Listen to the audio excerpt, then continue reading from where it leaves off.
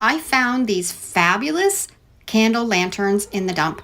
They were dirty, they were really sun bleached, but they were still in really good shape, and I knew I could perk them up and make them beautiful again.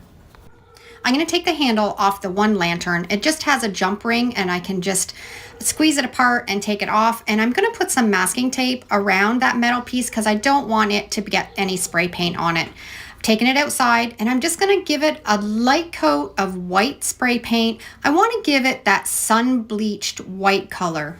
Obviously, somebody didn't see the potential that these lanterns still had because they turned out beautiful just with a real light coat of spray paint and brought it back to life for free. The glass votive holder on the inside of the one lantern was still there, was not broken. I cleaned it up and put in a little tea light, and look how gorgeous these are. Sun bleached kind of white look, much better than the before, and they're ready to put out on my patio. This old lantern that I found in the scrap metal bin. It's really rusty, but it has so much character and I want to preserve that rust. I don't want to paint it. So I'm taking my engine enamel and I'm going to give it a really good coat and seal in all that gorgeous rust. I love using the engine enamel for this type of a project. It seals it up really well so you can put it out in the elements, and you can find it at an automotive store, or you can also find it on Amazon. The engine enamel that I bought has a bit of a gloss finish, and it just made that rust pop. I love it. In one of my previous videos, I did some tin can upcycles, and I made this tin can.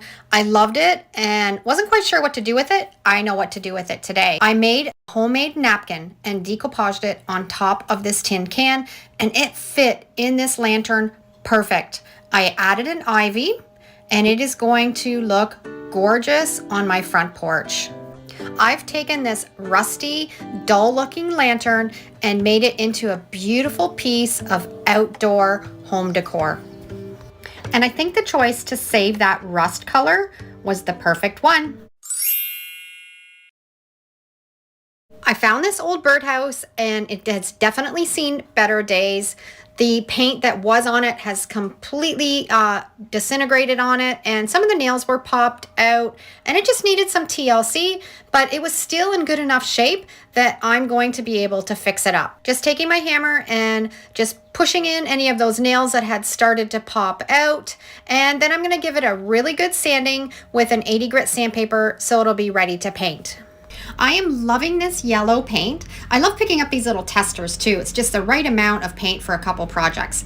And I'm also loving this paintbrush from Zebra, the Palm Pro. It works fantastic to get in all those little nooks and crannies on your small projects. I love all of their paintbrushes, and they have different types for different projects, and you can head over to their website and check them out because it is a must for paintbrushes. I thought the blue was going to really complement the yellow, so I'm going to do a salt painting technique on the roof to give it a rustic kind of chippy look. I'm going to paint on the paint. This is just a regular latex paint, a sample that I bought at Home Depot, and I'm just painting it all over the roof. And then once I have that done, while the paint is still wet, I'm going to sprinkle on pickling salt. You can use any type of salt, but the pickling salt, I like the texture that it gives and the chippiness. It's just a nice coarse salt. And just sprinkle it right into that wet paint.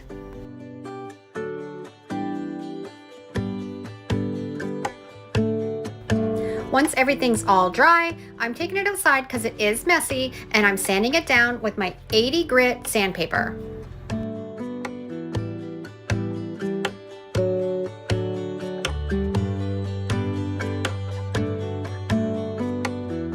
I think it turned out fantastic. I love the chippy feel, and I'm going to add some embellishments. I found this old door pull and this dresser drawer pull, and I'm going to add them onto the birdhouse just as some focal points.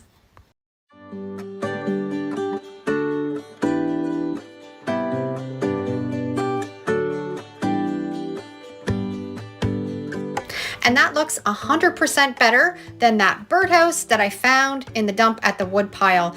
I was able to upcycle it and make it pretty again, and it's ready for some renters. Now, this is a whole bunch of things that I found put together.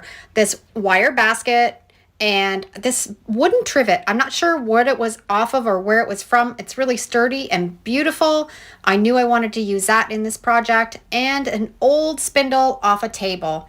I'm going to give the wire basket and the trivet a coat of black spray paint. I find sometimes when I find things, I just tuck them away, and it takes a while for me to get inspired and figure out what I want to do with them. And this is one of these projects. I had all three of these things tucked away, and it just all of a sudden came to me, and I put it together. I drilled a hole down the middle of the trivet, and I'm doing a little test hole in the bottom of the spindle, and I'm going to screw those two pieces together. I'm using these staple nails to put the basket on top of the spindle. It was a little tricky to get that hammer in and out of there, but I made it work, and I got it on there nice and sturdy. And I've created a beautiful planter with just junk. The wire basket, the spindle, and that trivet on the bottom, and it all pulled together beautifully. So that's why sometimes I can create these wonderful projects, because I don't throw anything out, because you never know when you're going to need it. We're going to upcycle this glass coffee jar and a solar light from the dollar store. I want to paint the glass jar, and the first step that I like to do when painting glass is to give it a light spray of primer, and then I had some of this accent stone spray paint. I wanted to give it a little bit of texture, and it works fantastic for that. I'm going to take the stake out of the bottom of the solar light, fill up that glass jar with some gravel from my driveway, get out my E6000, and put a little bit around the rim of that glass jar and just set the solar light into it. The weight of the gravel in the glass jar keeps it from tipping over, and I added some twine around the neck of it for embellishment, and once the sun goes down, the solar light will light up and it will look beautiful. I was so excited when I found this chair. It's in really good shape and it's still really sturdy. I am going to preserve this paint. I try really hard to achieve chippy paint like this, so I'm not going to sand it down and start from scratch when this is what I usually try to get on most of my projects. I'm just going to take a 220 sandpaper and just sand the entire chair and bring some of that lighter teal up from underneath. When it was all finished being sanded, I put some black chalk paint on the base of the chair just to kind of neaten it up, because it was kind of blotchy in different colors underneath.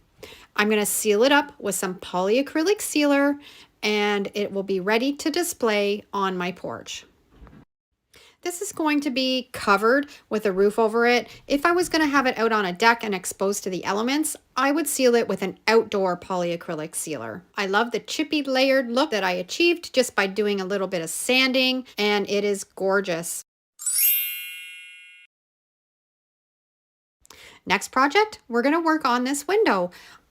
The one pane of glass was broken, but that's okay because I can work around that, and it'll just give it a little bit of character. I've cleaned it all down with some soapy water and some TSP just to get any grease and grime off of it. And again, like the chair, it has a fantastic chippy finish, and I want to try to preserve that. I scraped off any loose paint chips, washed it down with soap and water, and then once it was all dry, I sealed it up with some polyacrylic sealer. Once that was all dry, I'm taking my Windex on those window panes, and I'm making sure it's nice and squeaky clean for the next step. I had these stencils and they fit perfect right in those square panes. I'm going to spray on some spray adhesive so I can place the stencil in that glass and it won't move around when I paint it. And using my stencil brush, I'm going to paint with my black chalk paint. And once it was dry, I'm going to peel that stencil off, and I'm going to repeat that process on all of the other panes. I love using the spray adhesive because it keeps that stencil nice and firm in its place. Once it's all dry, we're ready to use the Mirror Effect spray paint. I love this stuff, and I've been using it on a lot of projects, and the effect is fantastic for creating an antique looking mirror. I've taped off all the wood with some painter's tape. When you're using the Mirror Effect spray, you have to have a solution of 50% vinegar and 50% water. I've just put some in my spray bottle, and I'm going to spray on the Mirror Effect a light coat, and then I'm going to take that water and vinegar mixture and just spritz it on that wet spray paint. Once it's sat for about 30 seconds, you're going to take a paper towel and just dab at it. You're just going to dab wherever there was that vinegar and water mixture. That paint is not going to stick, and it's going to give it that mirror vintage effect. I'm going to do 2 coats on this mirror, doing the same process. You can spray the vinegar water before you spray or after you spray. I don't find it makes that much of a difference.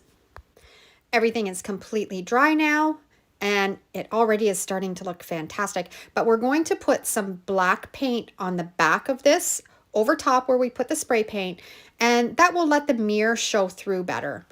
Just putting 1 coat of my chalk paint over all 4 of those paints and then peeling off the painter's tape, and it is all finished.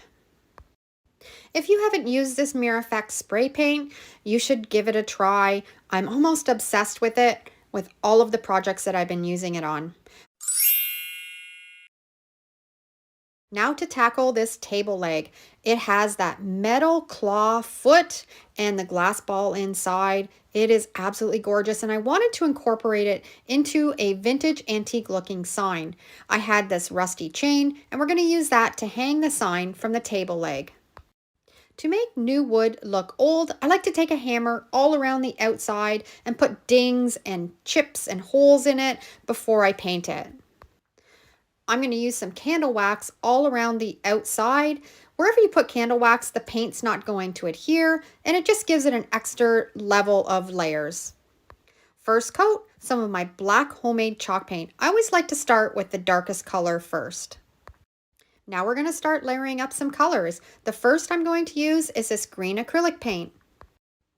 I really like creating a crackle finish with hairspray. So after that acrylic paint has dried, I'm going to put a really good coat of hairspray all over that board, and then when it's dry, I'm going to put the next layer, which is this orange, and then put another layer of hairspray on.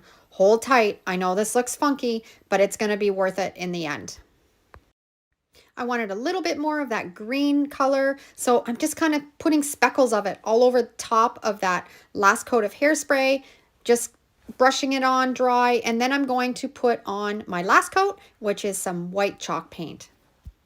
Now to get that crackle to activate, I use my heat gun. I use it on the low setting, and you'll see as I dry, those crackles are already starting to appear. It creates a really fine crackle. It's such a fantastic way to make a new piece of wood look old. And then I'm just going to take my scraper, and anywhere there was candle wax or different layers of paint, it's going to bring up those different colors. And I like to use a stencil brush, dip it in a little bit of water, and just brush away some of that top coat so it looks more aged and gives you those 3-dimensional colors.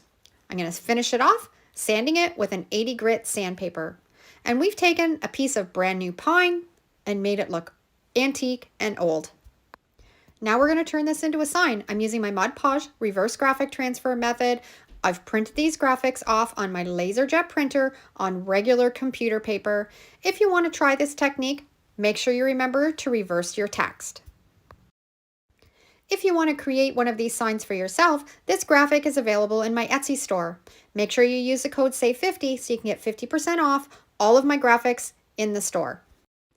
The sign has sat for 24 hours. I'm taking a little rag with a little bit of water on it and just dampening them so you can just start to see the graphics show through the paper.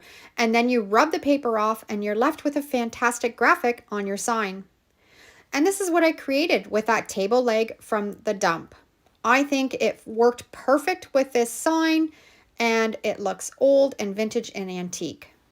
I still have the other table leg, and I think I'm going to make another sign like this because I love this one. I'm ready to tackle this gorgeous rocking chair. I couldn't believe when I found it, and it's actually in really good shape. The wood's kind of dried out and the caning is a little bit brittle, but I'm pretty sure I can save it. The first thing I'm going to do is I'm going to take it and wash it all down with some TSP, get it nice and clean, and then take a sanding block to it, a 220 grit, just to knock off any high edges or any little bit of stain or paint that may be left on it. I wasn't sure what products to use on it, so I took a picture of this chair and then I went to our local Home Depot. I have a fantastic painting section there and they're really helpful. And they pointed me in the right direction of what products to use. I'm going to put on some linseed oil. That will just moisturize it and help it not be so brittle and stand up better. And for the wood, I'm going to be using some penetrating oil wood finish. And I just got a clear finish. I didn't want to stain it another color. I wanted to keep it this color. So I'm really excited to get at this and see how it turns out and talk about a fantastic dump find for free. I was so excited.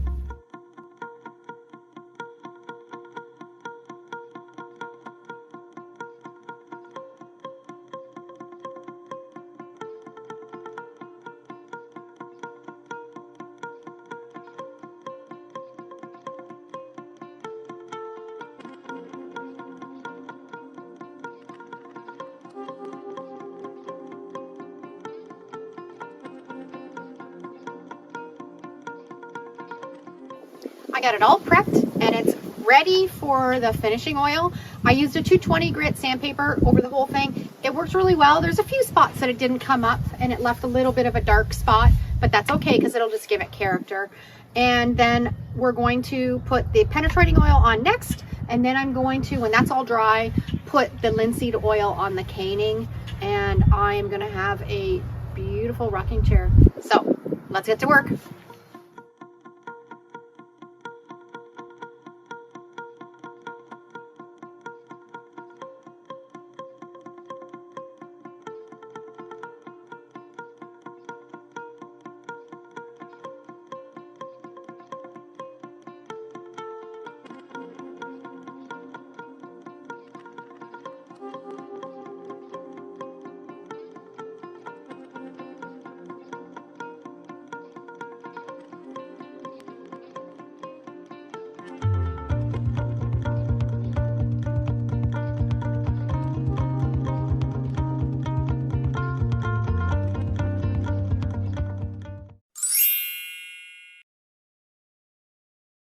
I'm working with a scrap piece of wood that I've saved for this exact project.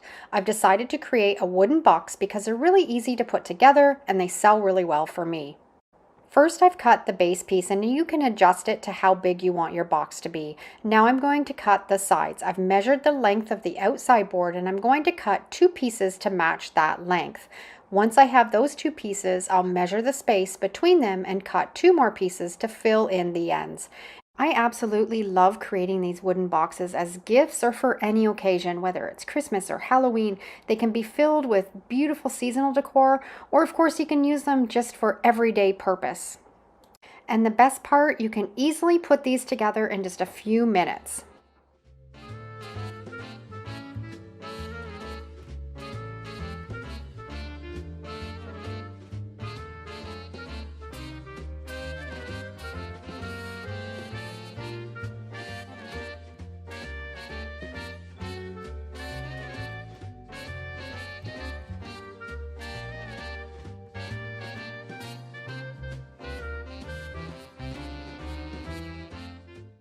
I always like to give these little boxes a distressed look. It adds an authentic rustic feel. There's several ways that you can do this, but I like just to use a hammer and just tap around it to give it that weathered appearance. Now it's time to bring it all together. I've got my trusty Gorilla wood glue ready and I'm going to start by ensuring all the pieces fit along the base. I've cut all the wood using my chop saw, which I actually found at a pawn shop. This is the best place to find tools at a fraction of the cost and they'll still be really good quality. And I also found this brad nailer for just $30. It works like a charm, but don't worry if you don't have one. You can always use screws or you can opt for the classic hammer and nails to put this piece together. There are plenty of options to choose from, so just go with what works for you and the tools that you have. To secure all these pieces, I'll apply a small amount of wood glue and then I'm going to use my brad nailer to secure them in place. Once that's done, we'll be ready to attach the base. If you're interested in earning some extra cash with DIY projects, the ones featured in this video are a fantastic starting point. They're incredibly simple to assemble and they won't break the bank, especially if you can find free wood. Also, these projects happen to be among my top sellers. The best part is you don't need an extensive collection of tools or special products to complete them. Plus, they offer endless possibilities for customizing. You have so many choices when it comes to finishing these projects. You can leave them just the plain wood, you can paint them in vibrant colors, or you can even add graphics. The possibilities truly are endless. Find out what's selling best in your local market. In my experience, I've found that rustic charm of the plain wood is selling really well right now. After putting the box all together, the next step is to give it a really good sanding with some 80 grit sandpaper. Now comes the exciting part, staining. I highly recommend trying out a budget-friendly and fantastic alternative called coffee staining. Trust me, it works wonders. All you need is some instant coffee and some hot water. Simply rub that mixture onto the wood and you're going to see the grains come alive with beautiful color. It's an affordable option that provides stunning results. This is going to save you from having to purchase expensive stains. Give it a try and you'll be amazed at how well it works. To complete the box, I wanted to add a hardware detail on the front. Luckily, I found a rusty latch in my stash and I attached it to the box using some screws. It gave a nice finishing touch. This is such a simple DIY project and it's a great way to make some extra cash to sell them. So try this out. This DIY project is incredibly simple and so easy to do. All you need is a scrap piece of wood, a hammer, a chisel, a pair of pliers, some nails, and we're going to create that old rustic look, putting dents in it, weathered holes. And before moving on, I'm going to take it outside and give it a sanding with some 80 grit sandpaper just to soften it up around the edges. For staining, I found a great deal at our local hardware store, a $2 mist tin in a really beautiful color. I'm going to apply that stain on the wood and it looks fantastic. Now onto my stash of hardware. I keep a toolbox full of various handles and knobs and pulls that I can browse through when I want to find something that's going to be a perfect fit. I think these pulls will work perfectly. I also have a container filled with nails and screws that I know come in handy for these type of projects. I'm going to simply screw these two handles onto that piece of wood and that's it. It's that easy. To finish it off and protect the wood, I'm sealing it with some polyacrylic sealer. This DIY is so versatile. They make a great addition to a kitchen for holding scrubbers or dish soap, or you can put them out on your dining room table or out in the patio. It's an effortless DIY that's both functional and has a lot of charm. Another DIY project that can help you earn extra cash is making breadboards. These have been incredibly popular for years, and the best part is they're super easy to make. I have a breadboard that I keep in my craft room and it serves as a handy template. Now I have this scrap piece of wood that's full of character. It has nicks and dings and it has that aged look already. I'm simply going to trace the shape of the cutting board onto it. I can get 2 cutting boards out of this one piece of wood, making it a really profitable DIY. I'm going to take it outside and I'm going to use my jigsaw and carefully cut out the shapes. Don't worry about feeling intimidated by jigsaw. They're actually quite easy to use. And if you don't have one already, I recommend checking out your local pawn shop for some great deals. You might be surprised at how affordable they can be.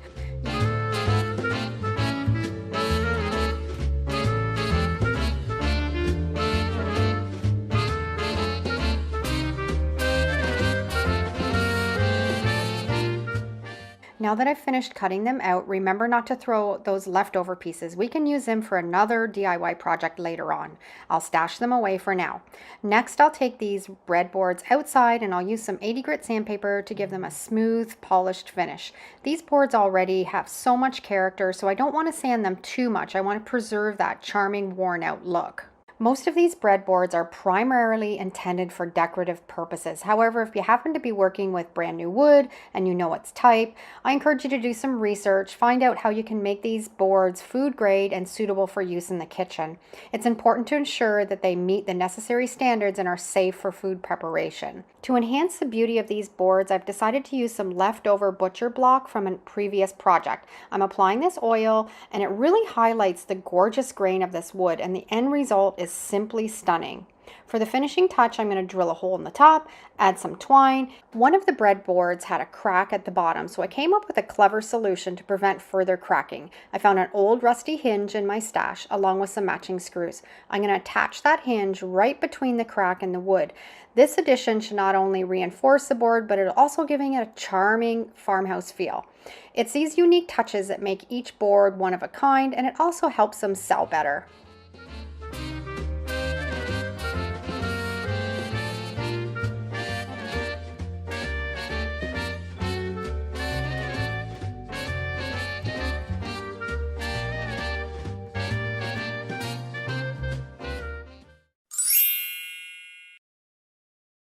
For this project, I used an old piece of wood that I believe was part of an old dresser, along with some leftover ends of 2x4s. With these materials, we're going to put everything together and create a fantastic riser. I've got enough material to make 2 risers, so I'm going to cut the 2x4s so they're all the same length. I'm going to sand down that scrap piece of wood that I've cut in half, and then we're going to put it all together. 2x4s will serve as an adorable feet on the riser. If you're feeling creative, you can also use spindles or even caster wheels to add a unique touch. Once assembled, these risers become one of my top selling items. To ensure the perfect placement, I'm going to center that 2x4 underneath the wood, and then I'm going to use my brad nailer and put it all together. I also added a little bit of wood glue also. To ensure the perfect placement, I'm going to center those 2x4s underneath the wood, adding a little bit of wood glue and then brad nailing it into place. Now I've mixed up some DIY stain. This is really popular right now, and it gives that rustic weathered look that complements that farmhouse or primitive style that everybody wants right now. And to finish it off, I'm adding some dark antiquing wax. It's just going to fill up those little nooks and crannies and give it a really aged look that I'm trying to accomplish. And now I've completed 2 risers that I know are going to sell super fast. Next upcycle, we are going to make a magnet. Now, a little trick to painting lids: if you put some paper on your jar, screw the lid on, you can spray paint your lid, and it makes it a lot easier than trying to hang on to it and spray paint it or setting on something. You can hang on to the bottom of the jar, spray paint it. When it's all dry, you can unscrew it off and you're ready to use it. So I'm going to take this out and give it a spray. When I'm painting my lids, I always like to use a primer. It's really difficult if you're painting these with acrylic paint or latex paint and you don't prime it first. The paint will peel off. Putting the primer on makes it stick a lot better. So all of these projects, I'm going to put a coat of primer on, and then we can paint with latex or acrylic on top of that, and it'll stick really well. The primer has all dried on this lid. I've got a piece of cardboard. I'm going to cut a circle out to go in the middle of the lid, and I'm going to cut on the inside of it so it'll fit inside. I'm going to hot glue that circle of cardboard into the lid. I want to print a little quote on a circle to put inside of our magnet. So I've got a piece of scrapbook paper. I'm going to cut it to the size of a piece of computer paper so we can put it through our printer and print a quote on the paper. I've printed off the quote on a piece of paper. It turned out perfect. Now I'm going to use my lid as a guide, cut the circle out to put on the inside.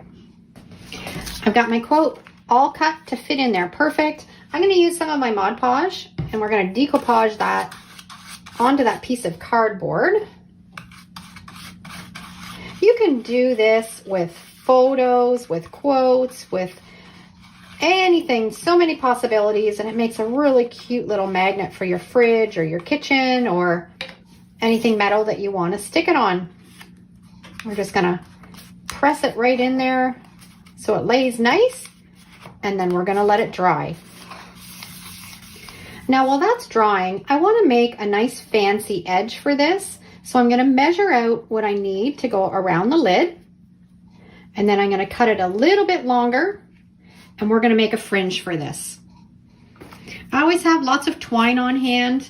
I'm going to cut a whole bunch of pieces about that long, and that's what we're going to make our fringe out of. Now we're just going to fold these pieces of twine in half, add them to this other piece of twine that wrapped around the lid and just do a lark's head knot like this. And we're gonna add it until it's the length of the lid.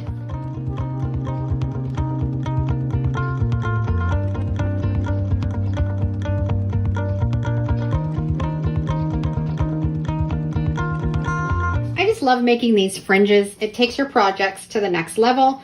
We're just gonna put that lid in there and I'm gonna hot glue it all around the lid and then fluff it up nice. I'm now just gonna hot glue a strip of magnet on the back.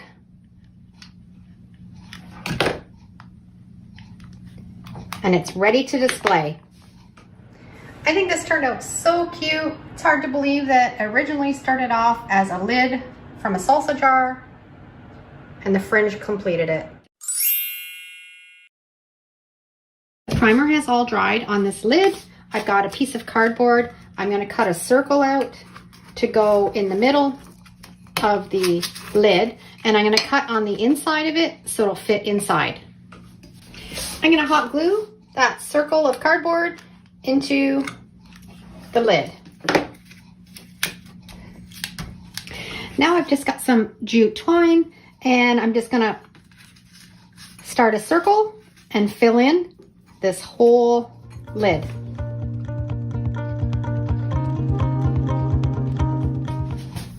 And the twine is all filled in the bottom of the lid.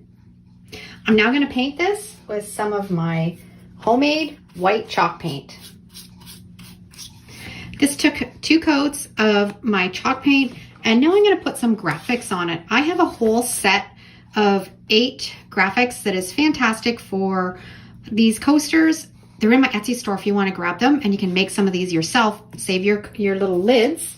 And I'm going to put this graphic on this with my Mod Podge mat. Our graphic on the coaster has completely dried. I'm just going to take a damp rag with a little bit of water and we're going to rub off that graphic.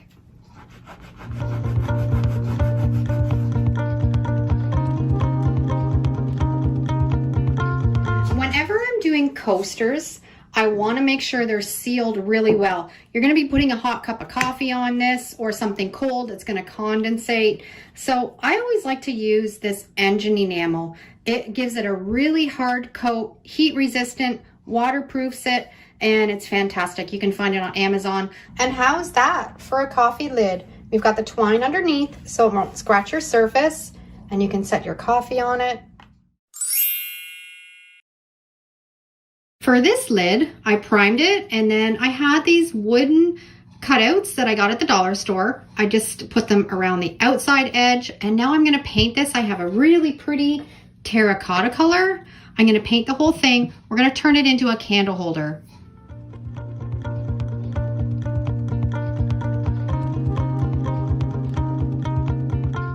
I've mixed up a little bit of sand paint. I love the texture that it gives. And I'm gonna paint that on the circles. I've got a tin can. I'm just gonna set that in there and paint the circles with the sand paint. And I'll show you the texture that it creates. It's fantastic. And it just kind of gives it a little bit more of a elegant look than just the flat paint. And I think this turned out really cute. But that sand paint kind of took it to the next level. Perfect candle holder.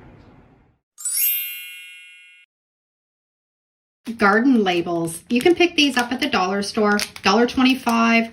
There's 10 of them in there. And I like to put a label in the middle of these and then display them out in the garden. So I'm going to put one together. This has already got a coat of the primer and I'm going to paint it white. We're ready to put our garden marker together. I have a whole sheet of vegetables and herbs that is available in my Etsy store if you want to grab them. You can make all kinds of these for your garden. I've printed off beans. I'm going to do my Mod Podge reverse graphics and put it on the inside of this lid. We're all ready to put our garden marker together. This is sat overnight. I'm just going to dampen it with a little bit of water and rub off the paper. All the paper is rubbed off. I'm going to take this outside. We're going to seal it with that engine enamel because this is going to be out in our garden. We want to make sure that it's sealed really well. Take it outside. Going to give it a good spray. The engine enamel's all dry. I'm just going to put some hot glue on the back and glue it to the wooden stick. My garden is still all frozen, but I'm going to be making all kinds of these to have ready when my garden is ready to be planted. When I tell you that I save all of my lids, I save all of my lids. This one's really fun. I can't wait to put this all together because it's going to be adorable. I've painted all of these lids with some primer, spray primer, and then I've painted them all different colors with some of my acrylic paint that I had, and drilled a hole in the top of all of them. And then this is just a tin can that I had. I drilled a hole in the top and holes all around the sides and primed it and then painted it with some of my homemade white chalk paint. We're gonna put a fun graphic on it. Be grateful, slow down, enjoy life. We're gonna use this one that's reversed with the Mod Podge reverse graphic transfer. And I'm gonna make a wind chime. I've printed off the graphic on my LaserJet printer on just regular computer paper, and I'm using my Mod Podge mat.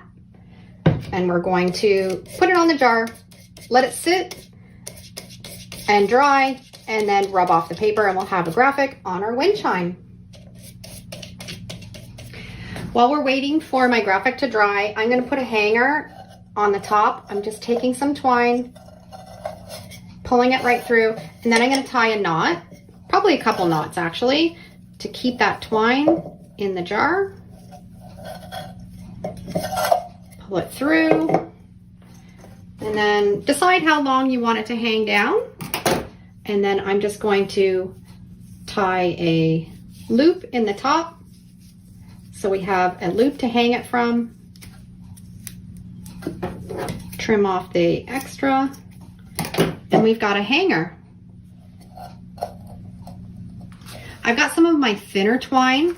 I'm going to put this through the hole in each of these little lids, tie a knot so it'll stay on, and then I'm going to do them all different random lengths, so when they're hanging from our wind chime, they all hang at different spots on the wind chime.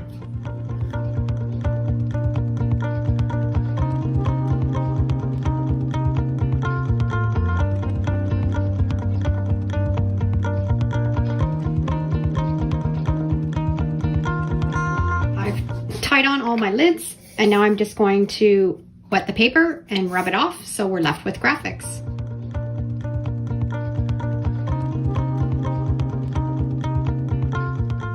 I distressed the lids a little bit with a little bit of sandpaper. I think it just kind of gave them that really nice rustic look. The colors are all fantastic. I love how colorful it is. My graphic's all done. I distressed the tin can some too. I'm going to take some jute and put some jute on the top and the bottom with the hot glue, and it'll be finished. It's all done, and I thought it was going to be easier to put it all together and then give it a really good coat of this engine enamel to seal it up really well. I'm not going to have this right out in the elements, but I'm going to hang it up underneath a porch, so it's not going to get wet or snow or anything at all the time, but I do want to seal it really well. I'm going to hang it up and give this a really good spray, and it'll be all finished. This might be one of my favorite upcycles that I've done in a while. I love it. I love the little colorful, whimsical look of it. So easy to put together, and I love using up free stuff from the recycling bin. I always save my big coffee tins and my small tin cans out of the recycling bin because you can turn them into beautiful smashed cans or wall pockets. The first thing that you want to do is you want to remove the bottom out of the tin cans, and make sure you have a tin can that the bottom can come out with a can opener, because some of them can't. I also really love this can opener because it leaves a nice smooth edge after it's cut. I know a lot of coffee companies have switched to the plastic containers, but we still have the tin ones here in Canada. They work perfectly for this project. We are ready to smash these tin cans. I'm fortunate I have a vise. My husband is a mechanic, so I can sneak out into his garage and use his, and it works perfect for this. If you don't have a vise, that's okay. You can use your hands and a rubber mallet and just take a little bit of extra time and squeeze those ends together. Make sure when you are squeezing them together that you have the seam at the back of your project. These coffee canisters also have a little bit of a lip at the top, and you want to make sure you're using that at the opening of your tin can when you're squeezing it together. I have all 3 tin cans ready to be made pretty. I like to spray my tin cans with a spray primer. If you don't, I find that over time the rust will leach through. This just seals it up nice. We're going to decoupage some fabric. This was an old tea towel that I picked up at the thrift store for 50 cents. Had a few little holes in it and it was stained. It's going to work perfect for this project. I'm cutting off the bottom of this tea towel because I like the little flower and heart border, and it fits perfect on this tin can. I am using my Mod Podge mat, and I'm going to put a generous amount over that whole tin can. Once I have the front covered, I'm going to place that fabric on it and then just kind of squish it into all those ribs in the tin can and make sure there's no little bubbles or wrinkles. Once I have it nice and flat, I'm going to apply another coat of that Mod Podge over top of the fabric. And once I have that covered, I'm going to do the same process on the back of the tin can. I made sure the fabric was a little bit taller than the tin can. I'm just going to put a little bit of Mod Podge around the inside of the rim and then fold that fabric in and make sure it gives a nice neat edge. I have a square piece of pine that I stained, and I'm going to attach this tin can, now that it's completely dry, onto it. I've drilled a hole in the back of that tin can, and we're going to attach it with just a little screw. I'm going to fill the tin can up with some moss that I picked up at the dollar store and add in some faux floral picks, and it is adorable. I like that it's on a block of wood, and you can set it on a shelf or on a table and it'll stand up on its own and it displays beautifully. Next project, we're going to use one of those coffee canisters. The primer is all completely dried, and I painted it with a couple coats of my homemade chalk paint, and now I'm drilling a couple holes in the back of that tin can. I had this old shovel handle that was broken laying around forever. We're going to incorporate that into this project. I'm going to apply some graphics onto this tin can with my homemade napkins. I love using this technique. I've attached 1 ply of a napkin to a computer paper. I'm putting it in my printer, and we're printing directly on that napkin, and it's ready to use on our project. We're going to lay down that plastic sleeve and then cut our napkin away from that piece of computer paper. And that's how easy you can create your own custom napkins for your DIY projects. We're going to place our napkin facing good side down on the plastic sleeve, and I have a little dish of water, and I'm just sprinkling the water over the top of the napkin until it's completely wet. And then I'm going to take my fingers and just gently work out any little bubbles or wrinkles and make sure the napkin is lying nice and flat. I like to create a ragged edge around my napkin. I'm just using the edge of my scissors, and I'm going all around that napkin. And then when you put it on your project, it just helps it blend in better. I'm going to use my Mod Podge mat, and I'm putting just a light amount over the top of that tin can. And then we're going to pick up that plastic sleeve and make sure it's exactly where you want it and place it on the tin can. This is a really great decoupaging trick to eliminate a lot of bubbles and a lot of wrinkles, and it's so easy to do. You just carefully pull away that plastic sleeve after you have it all pressed down, and you'll be left with a beautiful graphic. After I have it placed on my project, I like to take a little bit of cling wrap or saran wrap and just use that to press the napkin right in all those little ridges. And if you're trying to use your fingers, sometimes you can rip it and tear it, and I find using the cling wrap or the saran wrap really helps eliminate that. Now I know why I saved that broken handle from that shovel. It's perfect for this project. I've drilled the 2 holes in the back, and I'm going to use some little screws and attach it to that shovel. And I'm putting in some coffee filters in the bottom because we're going to fill this up with some dirt, and we want it to have drainage, but we don't want all the dirt to run out. And this is going to be kept outside. I gave it a couple really good coats of polyacrylic sealer in the outdoor formula and filled it full of some annuals, and I think it's adorable. A fantastic way to upcycle not only a tin can, but also a broken handle from a shovel. I saw this spray paint at Home Depot and I absolutely love the color. I knew I had to use it on this tin can. I love this graphic that I found on Cut That Design, and I am going to use my Cricut and cut it out to apply it to my tin can. I've drilled a hole in each end of this tin can. We're ready to put the graphic on it. I'm using a permanent vinyl and I've put it on the transfer paper, and now we're going to transfer it onto the tin can. Now I'm going to seal this up with an outdoor polyacrylic sealer because this is going to go out on my porch. And I've got a piece of wire and I'm just using a screwdriver to make it have a little twirl in it, and I'm going to attach it to the sides of the tin can. Now when we squeeze those tin cans together, you can never get them sealed completely.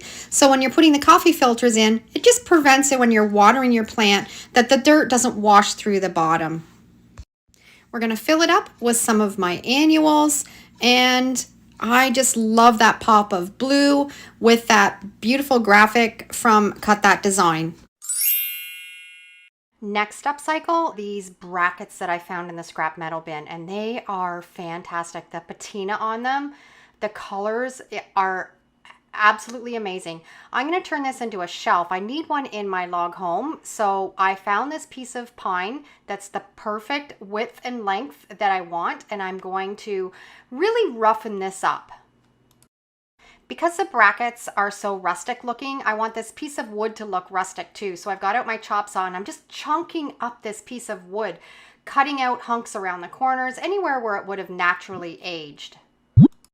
You kind of have to just trust the process with this, and there's really no right or wrong way to do it. We just want to keep making it look distressed until we're going to be happy with it.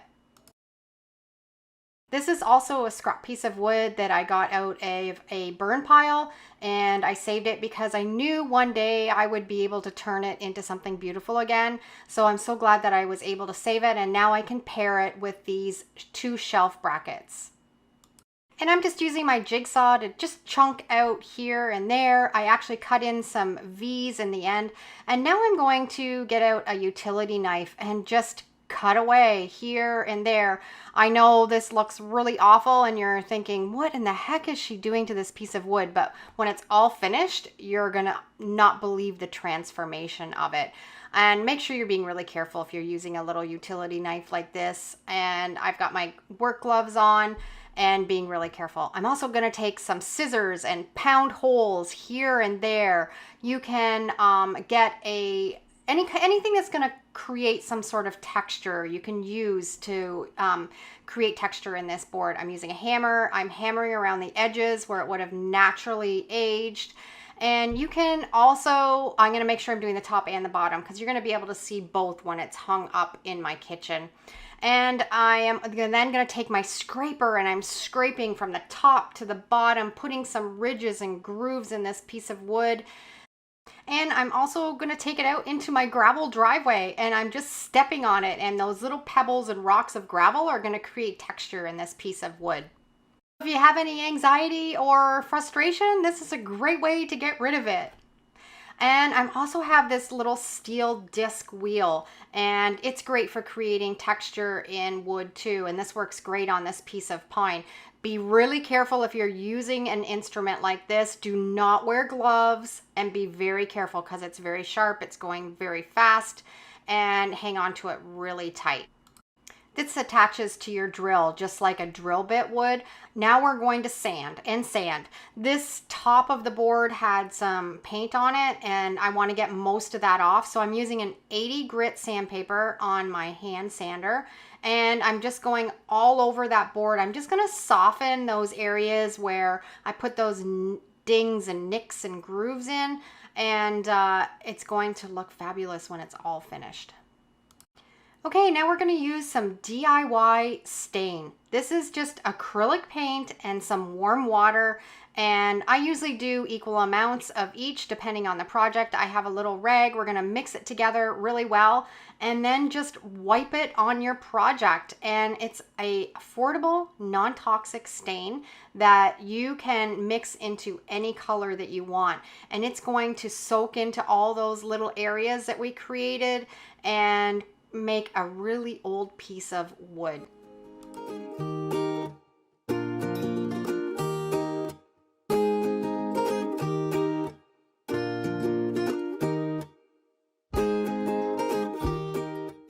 And here is the finished result. I love it. I wasn't able to get all of that white paint off, but I think it just gives to that aged look. Now we're ready to seal it up. I'm going to use my polyacrylic spray sealer in a matte finish, and I'm also going to seal up those brackets so that I can not have that paint chip off anymore. I'm going to take them outside. We're going to spray both of them, and then we're going to screw them together.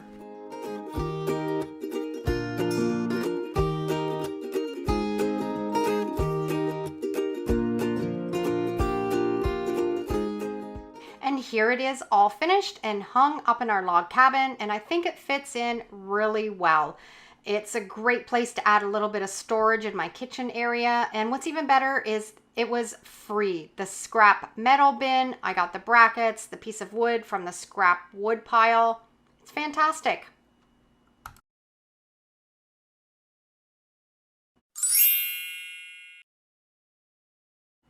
Next upcycle is this chair that I found in the scrap metal bin. It's got a lot of layers of paint on it, but I think if I just scrape off the loose paint, I'm able to just spray paint over the whole thing and give it a new life again. So I'm just using my paint scraper, and anything that's loose is just going to scrape away. The base of the chair had a few dings and it was bent a little bit, but I think it just adds character to this piece because it is quite old. So just putting in a little bit of elbow grease into this project, I think it's going to be well worth it. Not quite sure what was on this chair originally, so I'm going to use my Trem Clad, and it's a paint and primer in one. And I had some glossy white that was left over in my stash, so this chair is transforming into a white metal chair.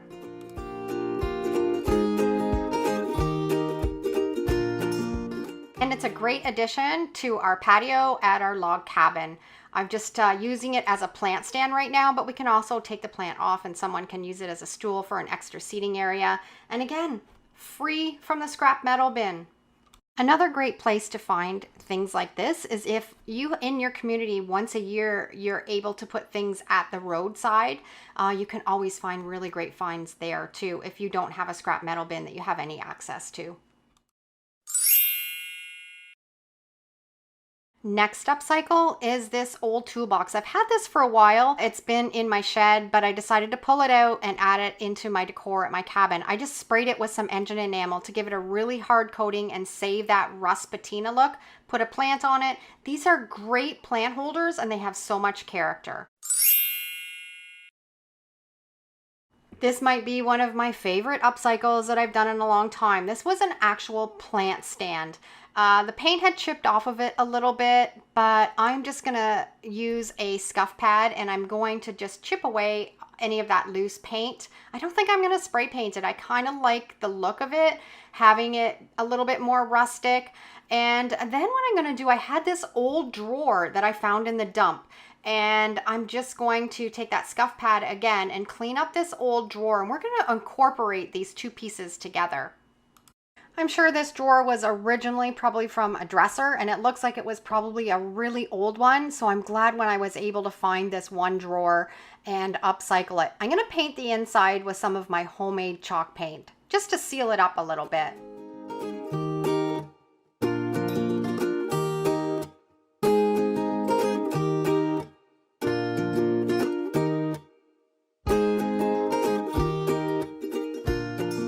Now we're going to glue that drawer to this plant stand, and I'm just using my E6000 and I'm just putting a liberal amount around that whole outside of that metal frame, And then I'm going to be able to put that dresser drawer on top of it and have it bond really well. I'm going to set the dresser drawer down first, and then I'm going to be able to center it better in the middle.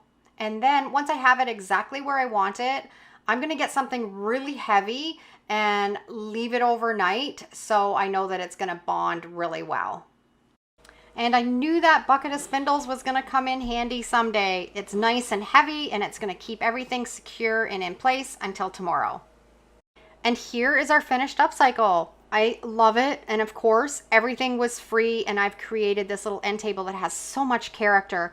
Added it onto our patio. Beside our patio set, you can set a drink here if you need to. I've added some candles and a plant stand. Just kind of think outside of the box when you find these things and see if there's two things that you can incorporate together to make something beautiful. And I think I've done this with this project. Next upcycle is this metal step ladder, and it's going to be perfect to put in my kitchen at the log home. It's really dirty. It just needs some TLC. It just needs to be cleaned up because it's really sturdy still. Nothing is bent or crooked. I'm going to take my scuff pad. I'm going to scuff off any loose paint, and then I'm going to scrub it with some soap and water, and then we'll be ready to spray paint it. I had some matte black spray paint. It's a paint in primer in one, and I'm just going to put a couple coats on. I'm going to spray the one coat liberally to cover it all, let it dry, and then I'm going to put on a second coat. There's not very much in my home that I have that's brand new. I've pretty much upcycled everything that I have in my home, and this is another example of something that I got for free, but it's going to be really useful for me in the kitchen to reach those high spots, and it has some character.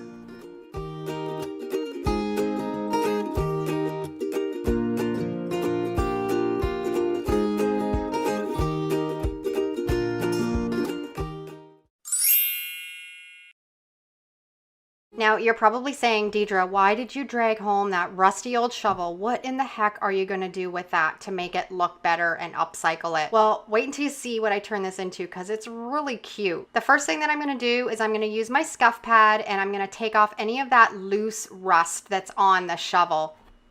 Now, if you don't use a primer on a surface that has rust on it, the rust will leach through. So I'm using a bin spray primer to completely cover this shovel, and that will guarantee that that rust is not going to come up through.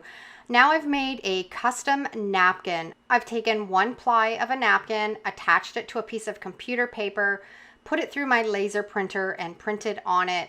And now I've got a plastic sheet. I'm just laying that graphic down on that piece of plastic, dripping a little bit of water on it, making sure we're getting all of the bubbles and wrinkles out of it. And then I'm taking the edge of my scissors and just making a ragged edge around that graphic. It's going to help it blend into our project better. Now we're going to use our Mod Podge mat, and I'm going to put a liberal amount right where I want that graphic. Now this graphic is available in my Etsy store. I'm just going to take out any little bubbles or wrinkles that I got in that napkin, spread it out nice and smooth, and then we're going to seal this up with some engine enamel because I'm going to have this outside. And I have put this in my garden down at the cabin, and I think it looks really great, just nestled into my shrubs in my garden out front, and it was all made from junk. First item that I rescued from the recycling bin is this protein powder container. How many of us go to the dollar store and buy containers with lids when we have these in our recycling bin that we can use? I'm just going to put a little twist on this and make it into a fun container to keep leftovers in. I washed the container really well, and then I got out my Cricut, and I had some permanent vinyl that was just a scrap piece of blue that I took one of my graphics and cut it out on my Cricut, and I'm going to apply it to the front of that protein powder container. Just kind of makes it a little bit more fun than just having a plain ordinary white container in the fridge. Now, obviously, I did not measure this properly, but I'm not going to waste it. We're going to make it work. I always say to myself, measure twice, cut once. Today was not that day, but we're going to make it work. Be careful what you throw away. It could be delicious. Cut it out, permanent vinyl, so you can, I won't put this in the dishwasher, but we can definitely wash it in some hot soapy water when we're finished with it. Cut it out, put it on some transfer tape, and I'm applying it to the front of this container. Even though I cut it and it was a bit too big, the lettering is going to fit on perfect. I have so many plastic containers that end up in my recycling bin that could definitely be used again for leftovers in my fridge. So I'm always really mindful when I'm throwing stuff away of whether I can use it again. I had to cut this up a bit so I could get it to fit because we're all about upcycling and saving, and I'm not going to cut another piece of vinyl because that defeats the purpose. So I'm lucky that I was able to make it work. I just had to bring the letters and the words up a little bit closer on the bottom. I'm all about showing you that everything that I make is not always perfect. Sometimes I make little mistakes too, so I just wanted to be transparent here and show you that I really didn't measure this well. Mission accomplished, perfect spot to hold some leftovers.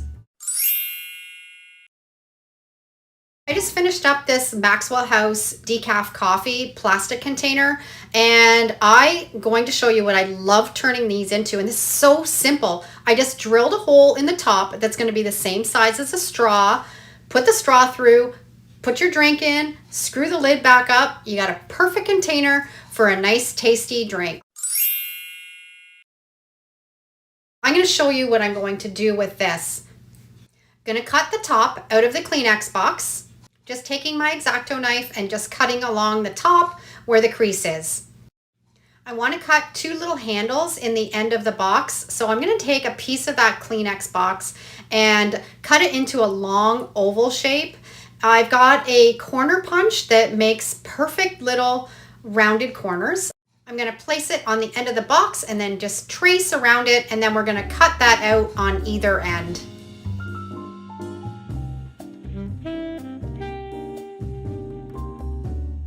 I have so many sheets of really beautiful scrapbooking paper, so I picked two sheets out that I loved, and we're going to cover the Kleenex box with the scrapbooking paper. Going to cut it down to size so I can fit it in the bottom and the sides, and then I'm going to use my glue stick to adhere it on the inside of the Kleenex box.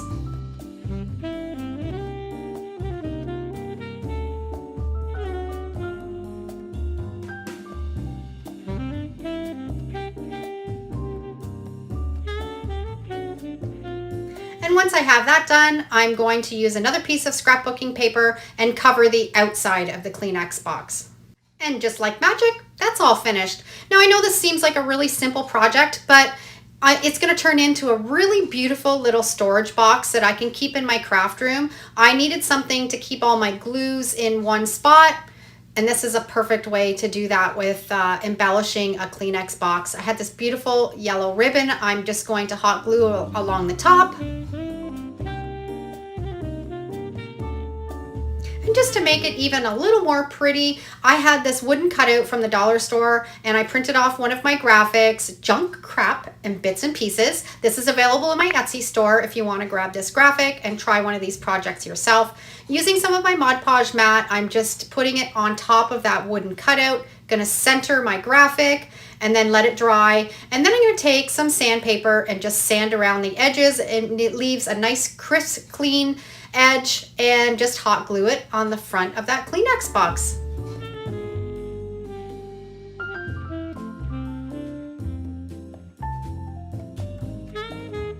And I love that I was able to save this Kleenex box and turn it into something beautiful for my craft room.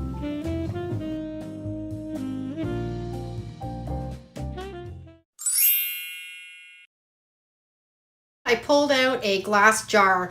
Glass jars are also perfect for leftovers in the fridge. You don't need to do anything with them, just save them. You can put soups and stews in them. You can see them when they're in the fridge and you're more apt to eat the leftovers. But I am going to tint this one. I'm going to tint so it has like a tinted glass look.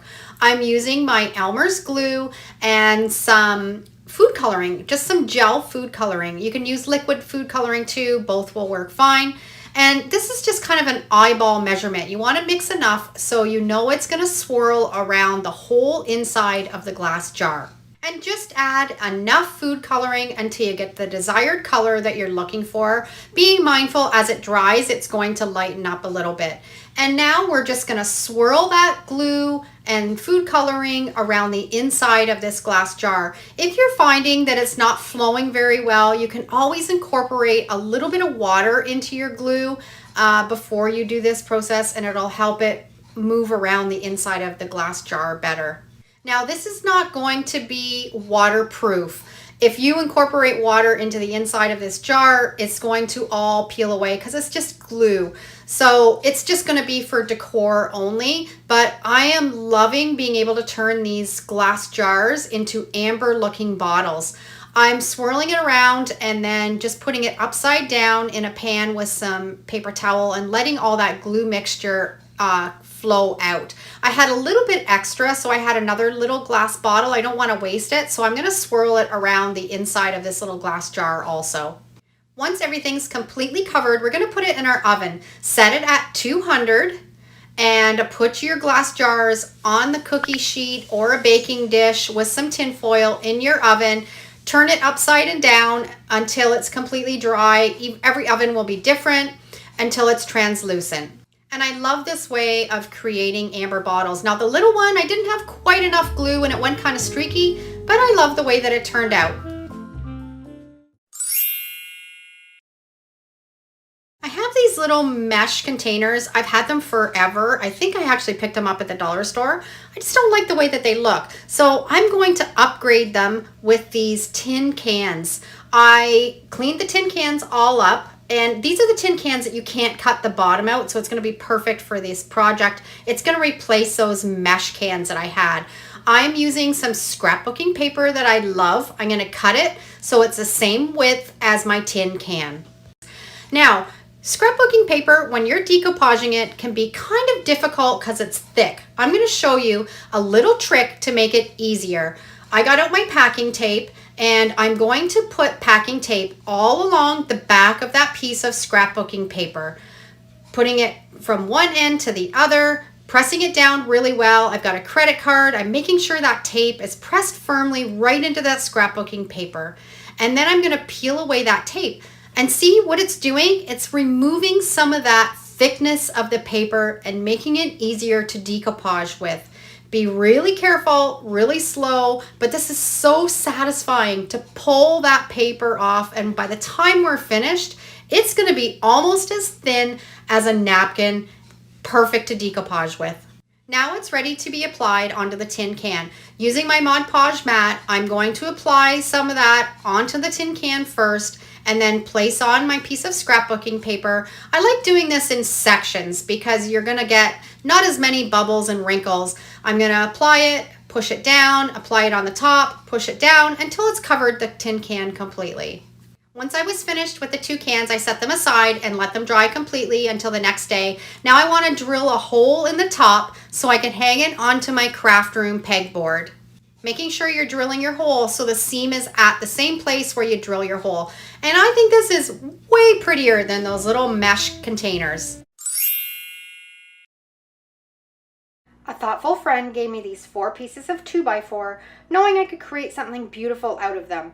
To ensure that they're all the same size, I'm going to use my chop saw and cut these 4 pieces in half, resulting in a total of 8 equal-sized pieces. I actually found the chop saw I'm using at a local pawn shop, and the price was really affordable. So if you're looking for budget-friendly tools, I highly recommend checking out your nearby pawn shop.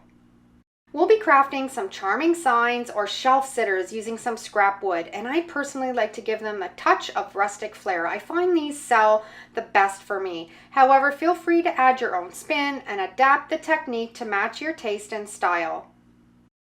I've noticed that the slightly rustic look sells best for me. Here's what I do. I start by applying a base coat of my homemade black chalk paint and allow it to dry completely. Next, I layer on a coat of my homemade white chalk paint, creating a beautiful contrast. Today I'm feeling whimsical, so I'm going to explore with some various colors from my acrylic paint stash and paint these blocks. This method is fantastic for using up those leftover scraps of acrylic paint, so you don't have to go out and buy a bunch of new paint for this project. It's amazing how much paint we actually accumulate over time.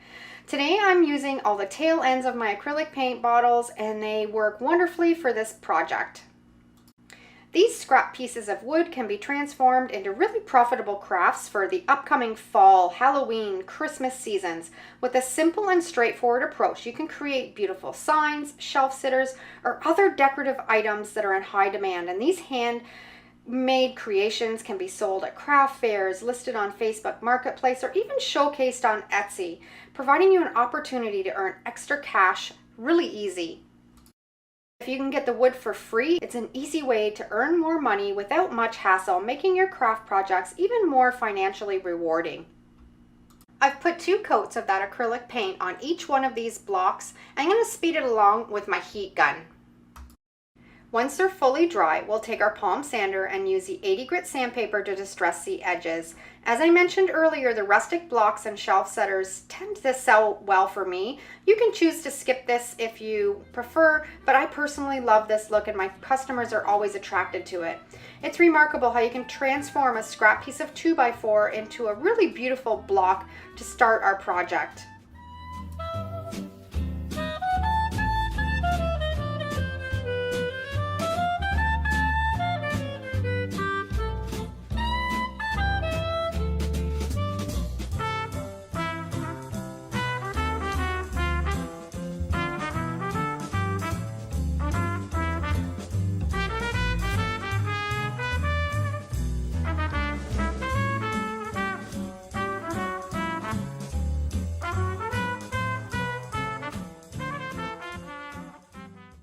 Now, if you've been following along, you've seen me use the Mod Podge transfer method, which is fantastic and incredibly budget friendly for crafting items to sell. I print these designs on my laser printer using regular computer paper and adjust the size to fit each block. To ensure the text comes out correctly, I reverse them in Google Docs. All of these quotes are available in my Etsy store. They're really easy to use, and I'm sure you're going to find them convenient for your own projects. And if you get them out of my Etsy store, they're already reversed. By the graphic, I'm using my Mod Podge mat and applying a light coat on top of that graphic. I carefully center it on the blocks, ensuring that there's no bubbles and wrinkles, and then firmly press them down. Then I'll set these aside. We're going to let them dry completely for 24 hours. As you can see, the possibilities are endless when it comes to designing or purchasing graphics for different seasons and turning them into shelf sitters for fantastic products to sell. And you're not limited to just using 2x4s. This process works with any type of scrap wood. You can create signs, boxes, wall hangings, and so many more. It's now been 24 hours and I have a little dish of water and a little rag, and I'm just dampening that paper until you can just start to see the graphics show through. And then I'm just using my fingers and I'm rubbing off that paper. And as we're doing that, you can see the graphic stays on our blocks. A little bit of practice, but with some patience, you can get these graphics to turn out fantastic on all of your DIY projects.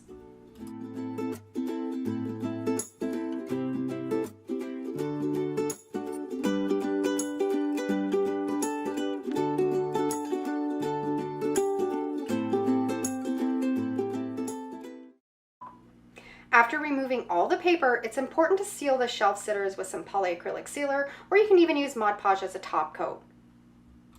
Once sealed, your shelf sitters are ready to be listed for sale. I'm thrilled with how adorable these creations have turned out, all made from scrap wood and easy to bring in some cash.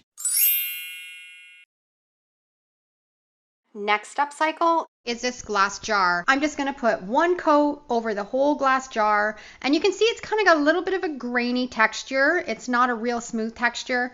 1 full coat, and then I'm going to let it completely dry, and then I'm going to put a 2nd coat on, and it is a little bit streaky, but that's okay. We're going to fix it on our last coat. So I'm just going to put on our 2nd coat right now. The 2nd coat has completely dried, and that's key. You have to make sure you're letting your coats of paint dry completely when you're painting glass in between each coat. I'm going to take a little sponge, and I'm going to sponge on that baking soda paint over that whole glass jar, and that's going to get rid of all of those brush lines. You just want to dab it up and down over the whole surface. It gives it a little bit of a pebbly texture, but I really love this look.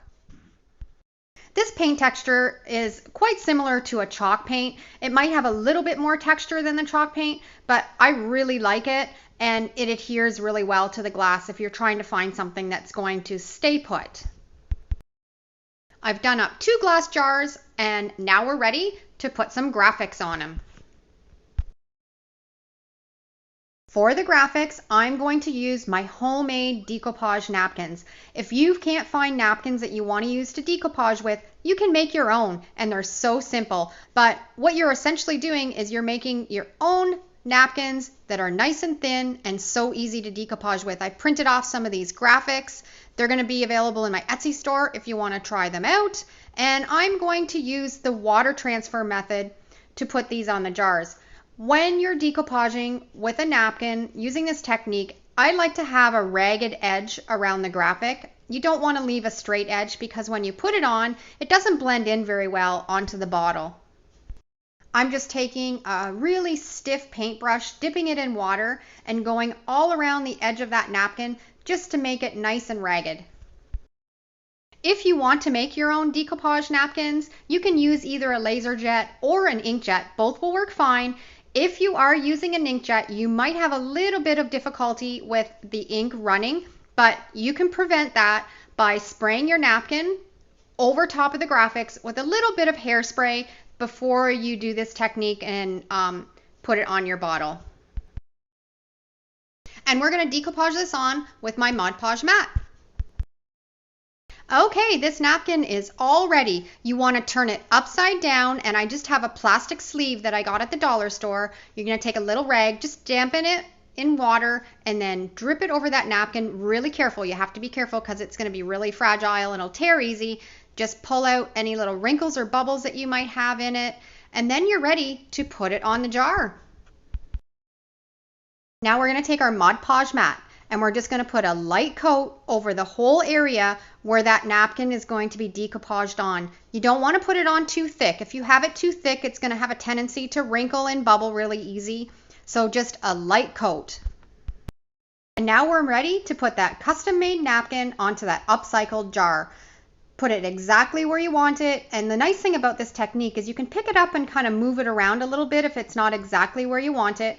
And you're going to start from the center and just push all those wrinkles and air bubbles out until you have that napkin secured right to that jar. And then you're going to really slowly lift away that plastic sleeve, and you have a homemade decoupage napkin onto your baking soda painted upcycled jar. And you can see how well it blended right in with that paint.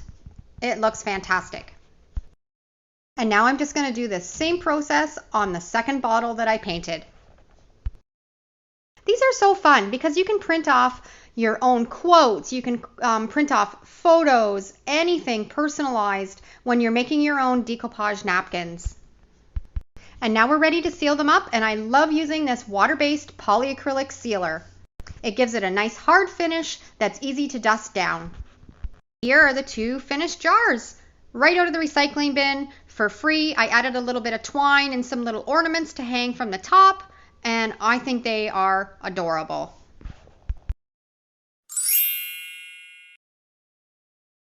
Next project, we are going to take a pickle jar and we are going to paint it with my homemade chalk paint. This works fantastic to adhere to glass jars. I'm going to put on a really good coat all over the whole glass jar, and then I'm going to set it aside. It's key, let it dry completely before we put on the next coat. Putting on that second coat of chalk paint, then I'm going to set it aside, let it dry completely, and then we're going to be ready to put on some custom graphics. This jar has 2 full coats of the chalk paint on it, and now we're going to put on a graphic. I'm using my Mod Podge reverse graphic transfer method. I've printed this off on my LaserJet printer, and you have to make sure if you're using words that you reverse them. If you don't reverse them, when you put them on your project, your words will be backwards.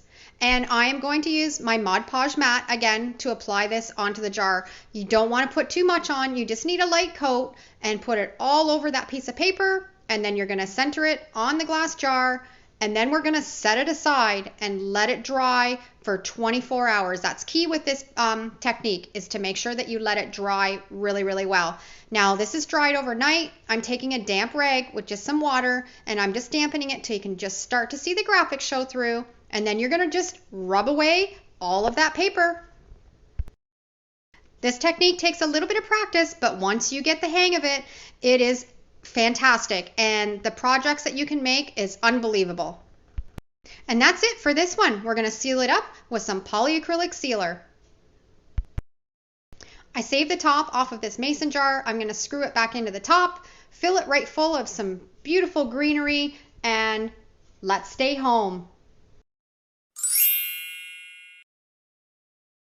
Next project, we're going to make a plant hanger with one of these thrift store banana hangers. I find them all the time in the thrift store. If you see one, make sure you grab it.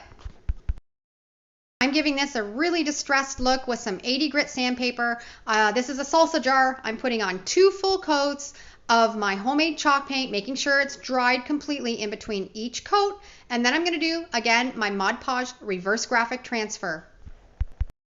Printed it off on my LaserJet printer, sized it, reversed the text, and I'm using my Mod Podge to apply it onto the jar. Put it onto your jar, make sure you rub out all the bubbles and wrinkles, set it aside, let it dry for 24 hours, and then you're going to dampen it with a rag and then just rub off all of the paper, and you're left with a fun graphic. I'm going to embellish this with some twine around the neck of it, and then I'm going to make a little hanger so we can hang it from that banana hanger and put a little faux plant in it, and it is just adorable. I have this in my kitchen, and if you are a reseller, these are fantastic to resell. Not a lot of cost involved in it, and it looks like a high-end piece of decor. I'm just putting in a faux succulent that I found at Winners. It fit perfect right in there, and then I'm hanging it on that little piece of twine, and look how cute this is, and it is so easy. It would fit in with a farmhouse theme or a boho theme. Next upcycle, I'm going to do this pickle jar. I had this knob in my stash in my shed using some E6000, and I'm going to glue it on the top of that lid, set it aside, let it dry completely. And then I'm soaking off the label in some hot soapy water, getting it really nice and clean, and then I'm going to paint it with my homemade chalk paint. I'm going to put 2 full coats on this jar, letting it dry completely in between each coat. Works fantastic on glass. We're just going to put a real simple graphic on this one, Simply Blessed. And LaserJet printer, made sure I'd reverse my text, and I'm just going to use my Mod Podge, put just a light coat over the entire graphic, and then place it on the jar. This product that I'm using right here is the exact same as Mod Podge. You can find it at Michael's. It's actually a little bit more reasonably priced than the Mod Podge. I pick it up every once in a while.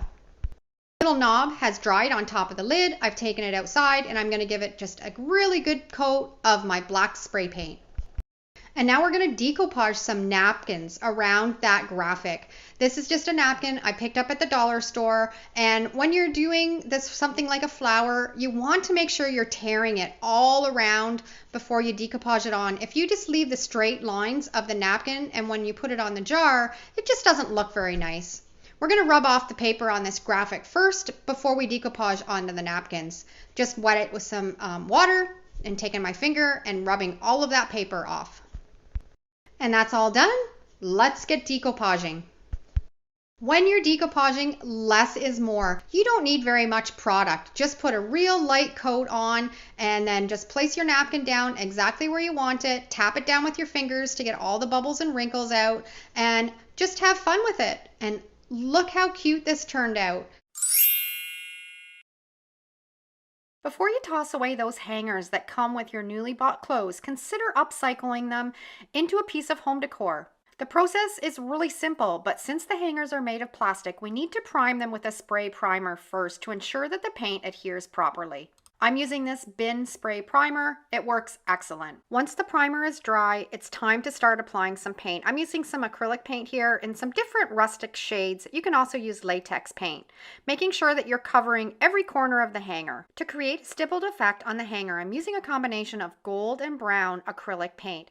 However, Experiment with different colors that match your decor. After the acrylic paint is dry, I'm applying homemade Mod Podge to give it a primitive farmhouse style. While the Mod Podge is still wet, I'm going to sprinkle some dirt to add some texture to the paint.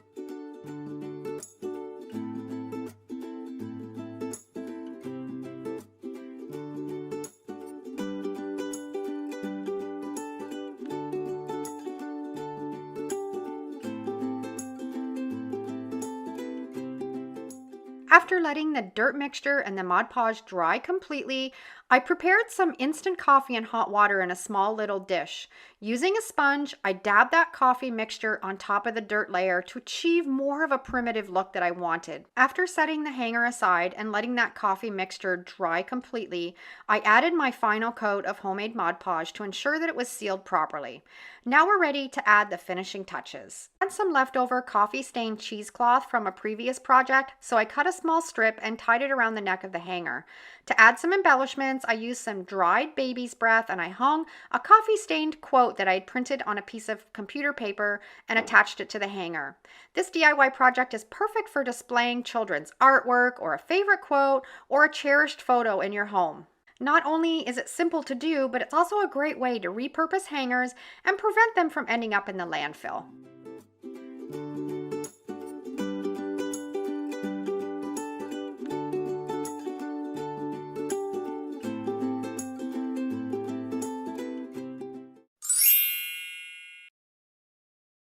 This is a really simple and quick upcycling project that you can do with your old spice jars. All you need is a drill and a drill bit to create some holes in the top of the plastic lid, transforming it into a handy little shaker. Whether you need to sprinkle some salt, some sugar, some flour, or even water, this little shaker can be a useful addition to your kitchen or home. Here's a fun fact about upcycling glass. Did you know that it's 100% recyclable and can be reused without losing any quality? Tin cans are my favorite items to upcycle. For example, with this one, I've sprayed it with some primer and now I'm painting it with some acrylic paint to give it a rustic farmhouse look. I have tutorials on my channel that have all kinds of inspiration on various ways to upcycle tin cans. You can check those out after watching this video. Once that first coat of acrylic paint has dried on my upcycled tin can, I'm going to apply a second coat for added depth and coverage. To give it a unique look and texture, I'm using my homemade Mod Podge technique again, which I'm really loving and enjoying lately. I'm going to sprinkle that mixture onto the wet Mod Podge, and it's going to create, once again, that distressed and stippled effect on the surface of the tin can. After applying the Mod Podge mixture, I'm going to set it aside and let it dry completely, allowing that dirt mixture to dry and harden. And then I'm going to paint another coat of that homemade Mod Podge on top to seal it all up.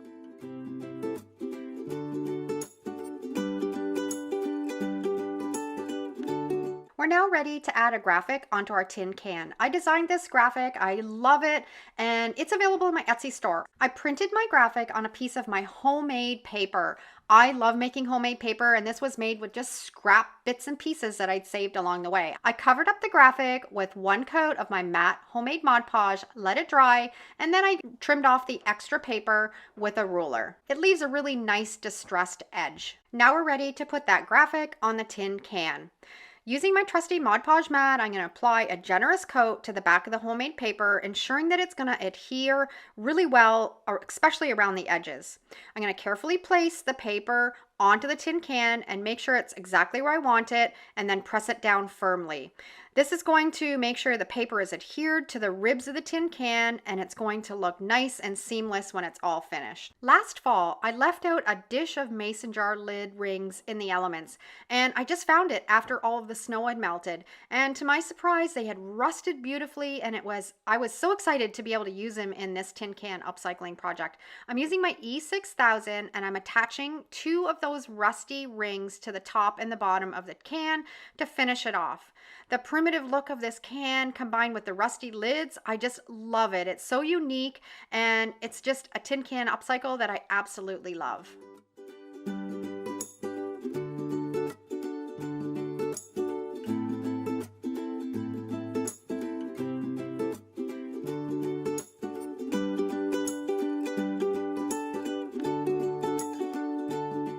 Don't throw away your used vitamin bottles just yet. In fact, I'm going to show you how you can upcycle them into two different projects. First project, we're going to need a vise to hold that vitamin bottle steady while we saw through it. Fortunately, my husband is a power sport mechanic and has a vise out in his garage that I can use. If you don't have a vise at home, you can maybe borrow one from a friend or use other tools to hold the bottle steady while you saw through it. After sawing off the lid and the neck of the bottle, I'm going to use a sharp utility knife to carefully trim around the bottom of that vitamin bottle. It's important to make sure it's even all the way around. Just be careful with the utility knife. The type of plastic used on this vitamin bottle is really soft, so it's easy to cut around. However, there might be other types of plastic vitamin bottles that are a little bit more tricky, and you can always just use some sandpaper to smooth around the edges. Now I've got some chocolate chips from a messy folded over bag, and I've put it in a plastic baggie, and then I've placed the neck and the lid of the vitamin bottle on top of the baggie, and then I screwed it on nice and tight. This creates a really convenient snap lid that we can open and close easily, pour out the amount of food that we need and seal it back up, and then it can be stored neatly in our pantry. So think about the endless possibilities that you can use by repurposing lids of vitamin bottles or any other plastic container for that matter. And for the bottom part of the vitamin bottle, you can easily turn that into a holder for pencils, glue sticks, paintbrushes. Nuts are my favorite snack, and I always have a bunch of these containers left over, so I love upcycling them. To add a personal touch to my leftover nut container, I'm creating a custom label using CD labels. I always find these at the thrift store, so I always pick them up.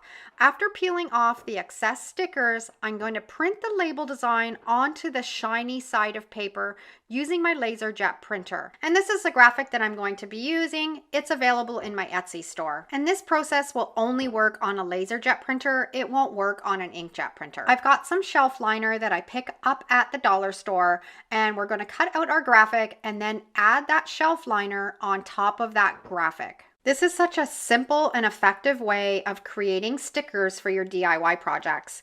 I'm going to cut a piece of that shelf liner the same size as the graphic, and we want to make sure that it's nice and square and even when we put it on our project.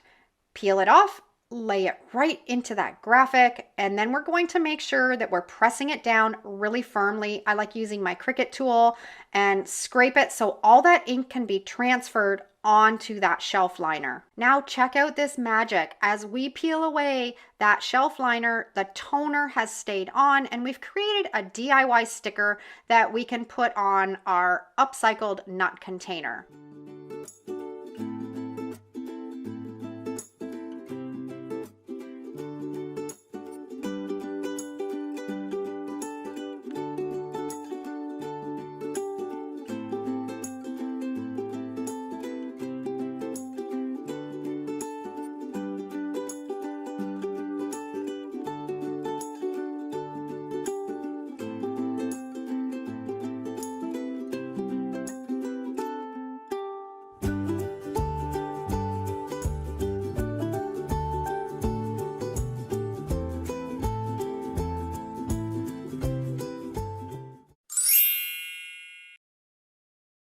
If you're someone who loves coffee, chances are you have a whole bunch of these empty canisters lying around. Well, I have a great upcycling idea for you.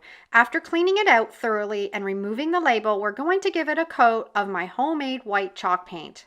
This canister is cardboard, but if yours is metal, then you would want to spray it with a primer first before painting it so you would ensure that the paint was going to stick properly. Here's a fun fact about coffee. Did you know that North Americans drink about 146 billion cups of coffee a year?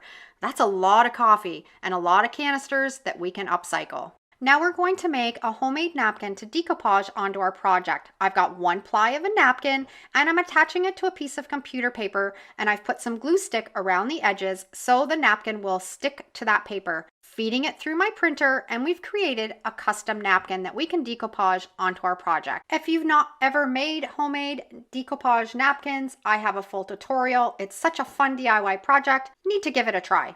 This is one of my favorite ways to decoupage, and it really eliminates a lot of wrinkles. I've placed my napkin facing down on a plastic sheet, and I'm just drizzling a little bit of water on it until it's completely wet. Very gently, getting all the wrinkles out of it, and then I'm taking the edge of my scissors and just making a ragged edge around the napkin. This helps for when we decoupage it onto our project, it blends in better. Now using my Mod Podge mat, I'm going to put a light coat on my canister where I want the graphic to be. Then we're going to pick up that plastic sleeve that has our napkin on it and place it exactly where we want it. The nice thing about this technique, if it's not right where you want it, you can always lift it up and move it, and it's a little bit more forgiving. We're going to press out all of the little bubbles and wrinkles and then peel away that plastic sheet, and we've decoupaged that napkin onto our project. If you need to, you can gently use your fingers and smooth it out a little bit more, and then we're going to set it aside and let it dry completely. Once it's dried, we're going to use our polyacrylic sealer and seal that up really well. And we have repurposed a coffee canister into an ideal container for storing our furry friends' food. Its airtight lid ensures that the contents are going to remain nice and fresh. Next upcycle is this glass vase that I picked up for $1.99, but it was on the 75% off table. And this candle holder was also on the 75% off table for $1.49. I'm going to use my Gorilla Super Glue to put these two pieces together, and I'm going to set them aside and let them dry until tomorrow. This glue works really well for bonding glass to glass. I've let this sit to the next day. It's bonded really well. I'm going to try a technique that I've done before but never on a vase. I'm going to use a mirror effect spray paint. I find you get the best results of the mirror effect if you can have the background painted black. So I'm going to try to paint on the inside of this vase black, so when we put the mirror effect on the outside, it's going to look like a vintage mirror. It proved to be very tricky to get that spray paint down into the bottom of the vase, but I think I did a pretty good job, and I have enough down there that it's going to give the desired effect. I have a solution of 50% vinegar and 50% water in my squirt bottle, and I'm just giving a light coat of the mirror effect over that whole vase, and then I'm squirting in that vinegar mixture, and while it's still wet, and then I'm going to take a paper towel and just dab away at it, and we're just going to work away and do a couple layers of this. And you'll see as we get going, it's going to create a really beautiful vintage mirror effect. This mirror effect spray works beautiful on old vintage windows or any kind of glass that you want to turn into a vintage looking mirror. If you've never bought any of this mirror effect spray, it's something you want to try and put into your DIY to-do list. I did a picture frame that I picked up at the thrift store with this mirror effect spray paint right here. I love the way that it turned out also. So you can see why you want to have the black underneath, because if not, you just have the clear glass and you wouldn't get that vintage look. So here's the before vase and candlestick holder, and this is what I created. Absolutely love it. And because I use the Tremclad spray paint black on the inside, it will withstand a little bit of water in it if you wanted to put some fresh flowers. If you have not tried this mirror effect spray paint yet, give it a try. The results are fantastic. If you've been following along, you saw that I picked up this little teapot at a yard sale. I can't even remember what I paid for it. It was cheap, 25 cents maybe. I love that it still has the sticker on it, and I don't want to change anything. I want to keep it as is. I had some silver spoons from my grandmother that I'm going to display in them. I just cleaned it up, and it's going to go in my cabinet. And how beautiful are these little spoons that I've have as a keepsake from my grandmother. Beautiful. We're going to upcycle this ladle. I see these all the time in the thrift stores, yard sales. I always pick them up. And I've got this raw edged piece of wood that's going to complement that ladle perfectly. So I'm sealing up the wood with some polyacrylic sealer. And the ladle had a bit of a bend in it, so it didn't sit flush against the wood. I put it in my vise so I could straighten it out. And I had these little fencing hooks that I picked up at my hardware store that I'm just going to nail that ladle right into this piece of wood. This is an absolute simple DIY, but it turns out so beautiful. Put a little votive in the ladle, and we've created a beautiful piece of home decor. If you've got a collection of 2 or 3 ladles, you could line them all up along a piece of wood.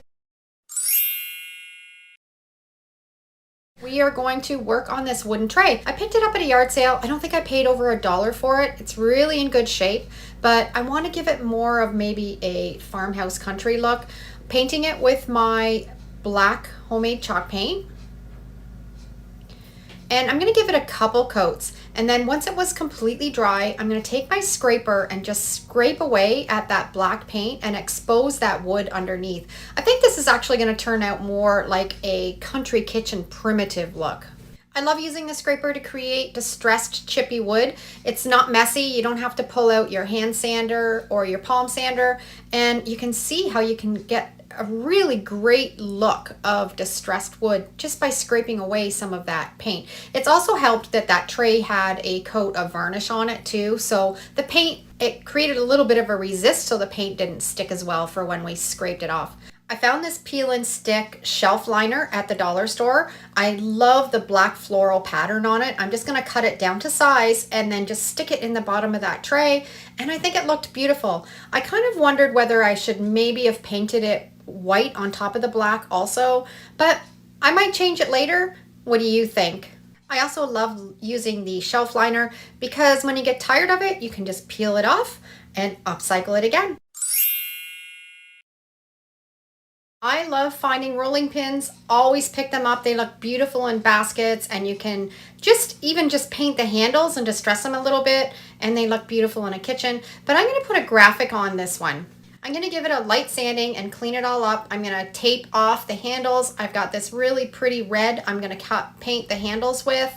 I'm going to put on 2 coats, and then I'm going to put on a graphic using my polyacrylic transfer method. I love using this method on raw wood. That turned out. I've printed off my graphics on my LaserJet printer, making sure to reverse the text, and we're going to apply it onto that rolling pin with my water-based polyurethane. This works the same as a polyacrylic. Both work really well. I like using this method on raw wood. It blends in better than using the Mod Podge. If you use the Mod Podge, you get a little bit of an outline and it looks a little bit cloudy, and using this on the raw wood, you don't get that. When you're using the Mod Podge on painted wood, it blends in more. I'm just going to place it exactly where I want it, rub out any bubbles and wrinkles. I've set this aside, let it dry for a few hours, and then I'm just rubbing off the paper. Now this isn't a perfect transfer. Sometimes it rubs off here and there, but I love the rustic look of it. And I think it turned out perfect, ready to display in my kitchen. So I hope you've enjoyed today's upcycles and you've got some inspiration for some of your own projects. So I am going to give it a upcycle. I'm going to really aggressively sand off that graphic, and it actually was kind of hard to get off because the ink had really soaked into the wood. Used my 80 grit sandpaper and a little bit of time and patience, and I got it all off.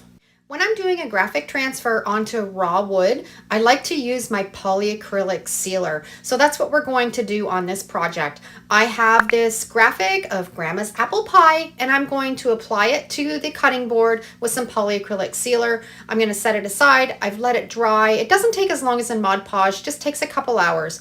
So it's all dry now. I'm going to dampen the paper and rub it off, and we're going to be left with this really cute graphic on this cutting board. I'm going to seal it up with my matte clear polyacrylic sealer, and it'll be ready to display in my kitchen.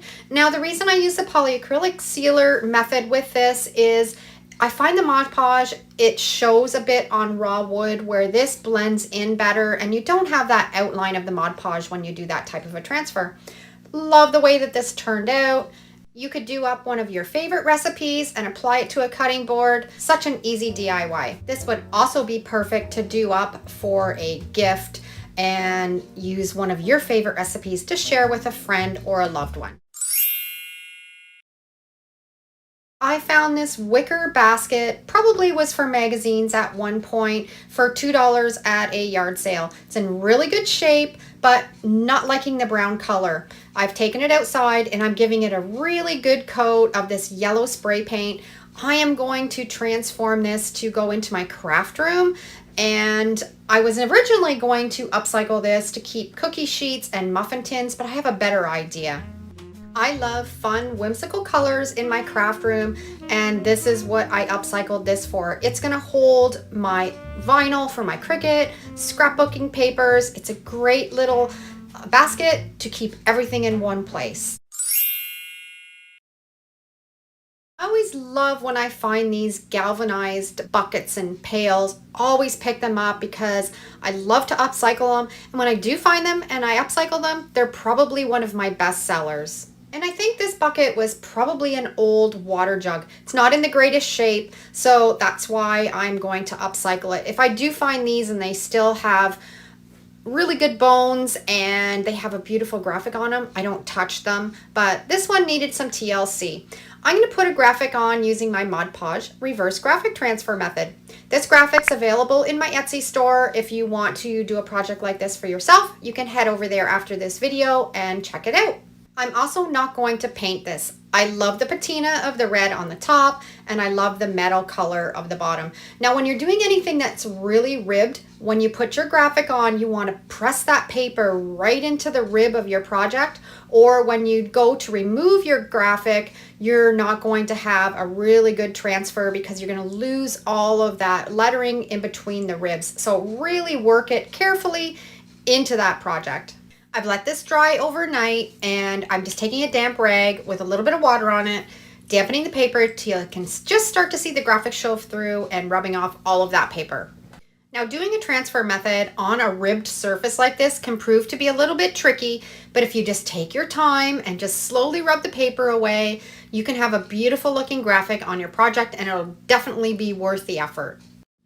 I like to just do small sections at a time, just slowly rubbing the paper away. This is never a perfect transfer. You're always going to have bits and pieces that are going to rub off, but I think it just gives it character.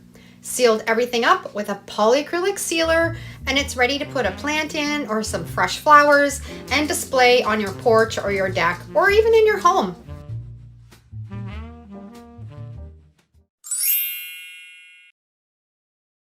This is a little bit of an upcycle, something that I love to do. If I find these faux flowers at the thrift store, I always pick them up, especially if they're really lifelike. And a lot of the times they're in baskets that are really ugly. I don't like the handles on them. And this is how easy it is to remove the handle. Just cut it with a pair of side cutters and usually those bits and pieces will come right out and you're just left with a round basket without the handle and it doesn't look as dated. We are going to upcycle these salt and pepper shakers. Always see these at the thrift store. Next time you see one, you're going to want to pick up a set after you see how I'm going to upcycle this. Now these are some curtain hooks that I had that I actually tried to rust. Now I've just spray painted these salt and pepper shakers just with some matte white spray paint, and now I'm just, well, it's still tacky, rolling it in dirt. I'm trying to make these salt and pepper shakers look like stone or like cement. So I'm going to do a couple different layers of colors and put a little bit of the clear coat on. Then I'm going to rub in a bit more dirt. Then I'm going to put on some more white spray paint, just kind of layering until I get that stone look. Now this is going to look worse before it looks better, but I love incorporating that dirt or that sand into this because it just gives it that texture that we want to make this look more authentic. Just layering up a little bit of white spray paint, letting that dry, maybe rubbing on a little bit more dirt, putting on a little bit of the clear coat, and then putting on a little bit of the black, just until you like the look of it. That's what I am trying to achieve, is like that marble stone look. I've got them all finished. I like the way that it looks, and now I've got some old rusty wire. I'm going to cut two pieces the exact same length, and they are going to be attached to these little claws off of those curtain rings. Hang tight, because when you see this all put together, you're going to love it. I'm just going to cut that claw off of that curtain ring, and then we're going to glue it onto that piece of wire. And I'm going to make two of them, one for each salt and pepper shaker. I'm using my super glue from Gorilla. It works fantastic and it bonds metal to metal really well. I'm gonna place that wire exactly where I want it, put the glue down, and then set it aside and let it dry completely. They're completely dry now, and we are going to put those right in the top of that salt and pepper shaker. And this is what I created, a beautiful spot to put some vintage looking photos or a little piece of artwork and display in your home. Okay, and here's my empty Crown Royal bottle. I soaked all the labels off it and cleaned it up really well. I actually have a video that I made on how to remove labels the best way from glass bottles. So the first thing I'm going to do is I'm going to give it one coat of my homemade chalk paint. It works really well to adhere to glass. I've tried latex paint and I've tried acrylic paint all on glass, and I always have my best results with chalk paint. It seems to adhere the best to glass and doesn't peel or lift off.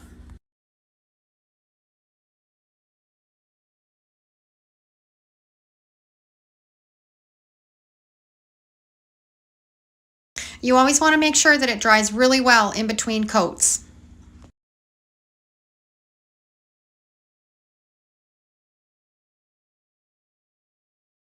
Okay, now the second coat has completely dried, and I'm going to take a little sponge and I'm just going to sponge the chalk paint over the whole bottle. It gets rid of those brush lines and it also smooths it out really nice.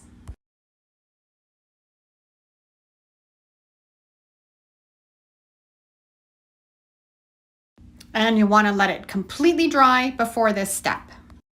Now to put the graphics on, I'm going to be doing the Mod Podge reverse transfer. This is my graphic. I've printed it off on my LaserJet printer and reversed the text, and I'm using my Mod Podge matte. Now you can try this technique with an inkjet printer. I have a tutorial where I compared the inkjet and the LaserJet. You can go back and have a look at it. I find that it's sometimes when you're using your inkjet, the graphics rub off really easy. And you're just going to put a light coat of the Mod Podge completely over the whole graphic. I have this graphic in my Etsy store if you want to purchase it. It will be $1 if you use the coupon SAVE50, and you can print it off on your LaserJet printer right in your own home, and I already have it reversed, so it's all ready to go. Now you want to flip it over and make sure it's centered really well right where you want it on the bottle, and press it down firmly and get all little wrinkles and all little bubbles out, and you're all set to let it sit and dry completely. I always like to let mine set overnight.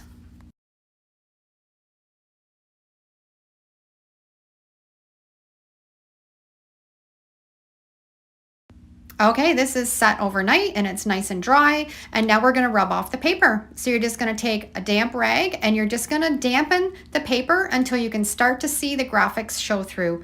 And then you rub away all the paper and the graphics will stay on the bottle.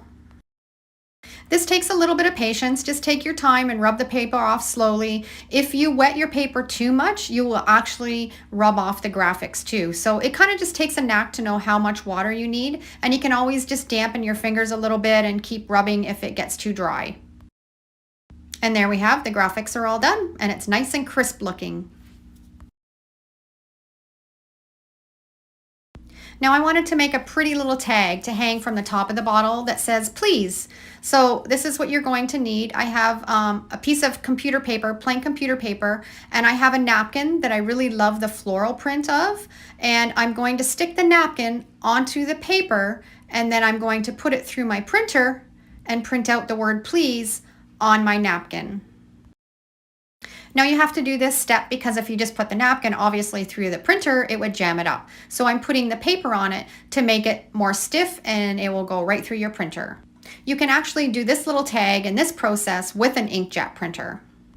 Cut off all your excess napkin and you're ready to put it through the printer. And these little wooden tags I actually got at the dollar store, and they come in a package of about 20 of them, all different shapes. And I'm just giving it a coat of my white chalk paint on the front and the back. I've put my napkin through the printer, and now I'm going to adhere it to my little tag. Now I'm just going to cut out the size that I need to adhere it to the tag.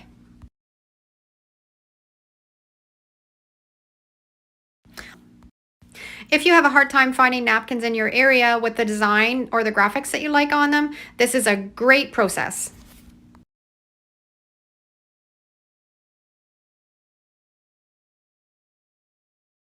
Now this is a fun technique. I'm going to use a little bit of cling wrap, and you want to take a piece just a little bit bigger than the tag, and you're going to adhere your napkin to the tag with the cling wrap. You want your cling wrap a little bit bigger than the actual tag because when you heat it, it will shrink. You're going to place your tag on a piece of parchment paper, and I have a towel underneath so the heat doesn't go through on the table. Put your cling wrap on, and then you're going to place your napkin on top of that and center the word exactly where you want it on the tag.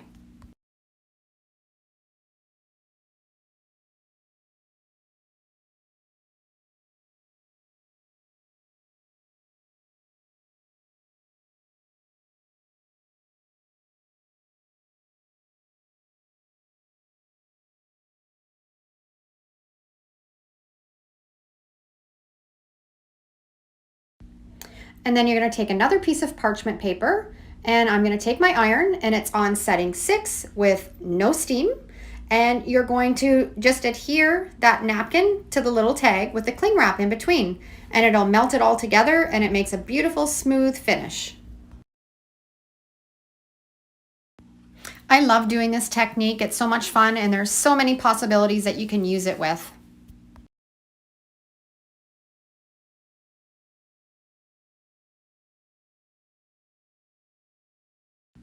And now I'm just going to take my sanding block. It's 80 grit, and I'm just going to sand it all along the edges. And as you do that, it's going to take the napkin off very smooth, and it's going to look like a really nice finished edge.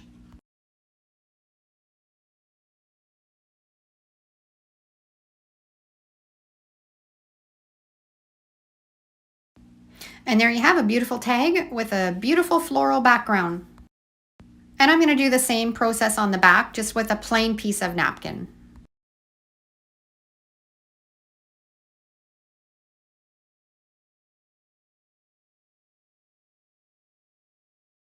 And now we're ready to put a finish coat on my bottle. I'm using my Varathane water-based polyacrylic sealer, and this is in satin, and it's an outdoor mixture. This will give it a nice water-resistant seal. It won't be waterproof, but you'll be able to wipe it with a damp cloth and it'll work perfect. And I'm also going to seal my tag with the polyacrylic also. Now for the lid of the bottle, I bought this hand soap at the dollar store, and the actual pump screws right into the top of the Crown Royal bottle. Perfect. And I'm going to spray paint it with this spray paint, and it is actually made for plastics, so it'll adhere really well to the pump.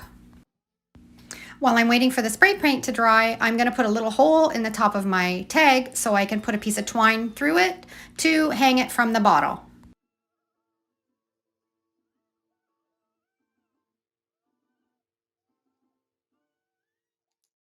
I thought it would look really nice to put a nice decorative piece of braided twine along the neck of the bottle, so I'm just going to hot glue that onto the bottle. And I just took some twine that I got from the dollar store and I braided it, and that's what I'm using. And I'm just going to tie the little tag that says please along the neck of the bottle, just underneath that braided twine. Now I left the pump right in the bottle when I spray painted it because then it was easier to hang on to, and I gave it 2 coats of the spray paint. I'm going to save the bottle for another project, and the pump is ready to screw right into the bottle. And as you can see, it screws right in tight, and you can fill it with your soap. Today we are upcycling this cabinet. I actually found it in the dump in the wood pile. Fantastic condition, solid pine. It's never had any stain or any paint on it. I'm going to upcycle it, and I'm excited to show you guys how it's going to turn out. The first thing that I'm going to do is I'm going to wash this down with some soapy water and then let it dry really well, and then we're going to put on our base coat. Before we get started, let's take off all of the hardware and all of the hinges. I'm going to do a really chippy finish, kind of farmhouse kitchen. And when I'm doing my first coat, I always like to use my darkest color. That way when we distress it at the end, the dark color will be on the bottom, and it just makes it look more authentic. And for this project, I'm going to be using the square paintbrush from Zebra. These are my favorite paintbrushes, and they have so many to choose from for every different project. I'm going to paint the entire cabinet inside and out with my homemade black chalk paint. I certainly have been on a roll finding fantastic pieces in the dump at the wood pile, and I'm happy because I can upcycle them and share them with you. When I'm painting furniture, I always like to paint the back of the projects also. I usually do it in the same color as the base coat, and I don't do any painting techniques or anything on it, but it just brings it all together nicely. The whole cabinet has one coat of that black homemade chalk paint over the entire piece. I'm going to do a couple different techniques on this. I'm going to do the Vaseline method, and I'm going to do the hairspray crackle technique. Both of these techniques will create an aged, authentic, vintage looking finish on your furniture piece that you're doing. This is such an easy way to create chippy paint, just with some Vaseline. You apply it anywhere where that cabinet would have aged naturally, in the corners, around the legs, and you can put a lot on or a little on, depending on how chippy you want it. And then you just paint right over top of that Vaseline. I'm loving this yellow color. If you've been following along, you see that I practically am painting everything in this yellow color. I love it. When we're doing techniques like this and we want to create that chippy layered effect, you want to have 2 or 3 different colors. I had this turquoise paint that was given to me by a friend. She'd finished up with it. I grabbed it. I am just going to dab it here and there and let the yellow peek through in between and cover the whole cabinet.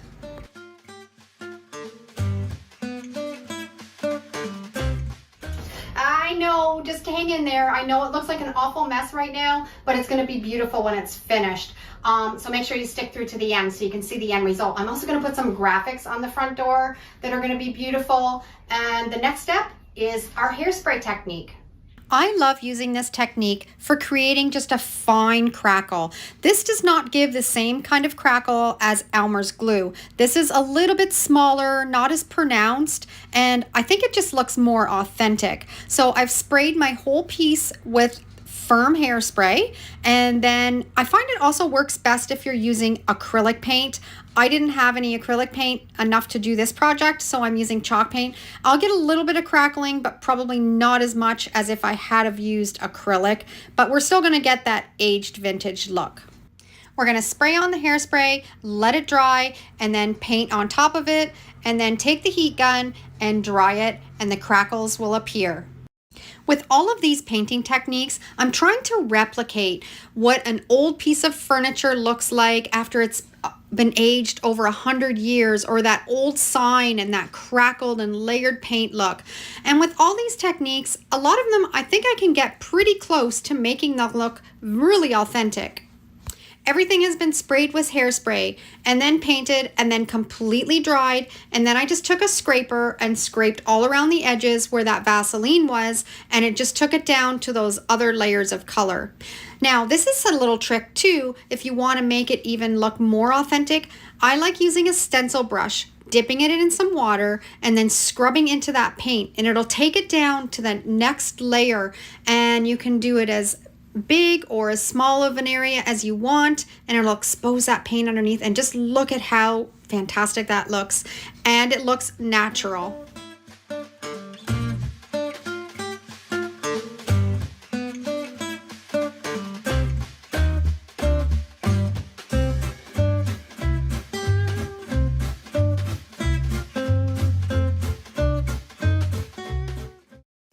It's completely painted. I love the way that it turned out. Now we're going to put some graphics on the front door. I've got 2 graphics that I designed, and I'm going to put them together so I can have the graphic down the whole door panel. I've put them in my Word program, I've sized them and made sure they fit on the door, and I'm using my Mod Podge reverse graphic transfer method. But it's so versatile and it works fantastic. We're just applying the Mod Podge on each of the graphics, putting them down, making sure we've gotten all the bubbles and all the wrinkles out, and then we're going to set it aside and let it dry overnight. These graphics are available in my Etsy store. I've let these graphics sit overnight, and now I've just got a little dish of water with a little rag, and I'm just dampening that paper until you can just start to see the graphics show through, and then rubbing off the paper. This technique takes a little bit of practice, but once you get the hang of it, it's so much fun.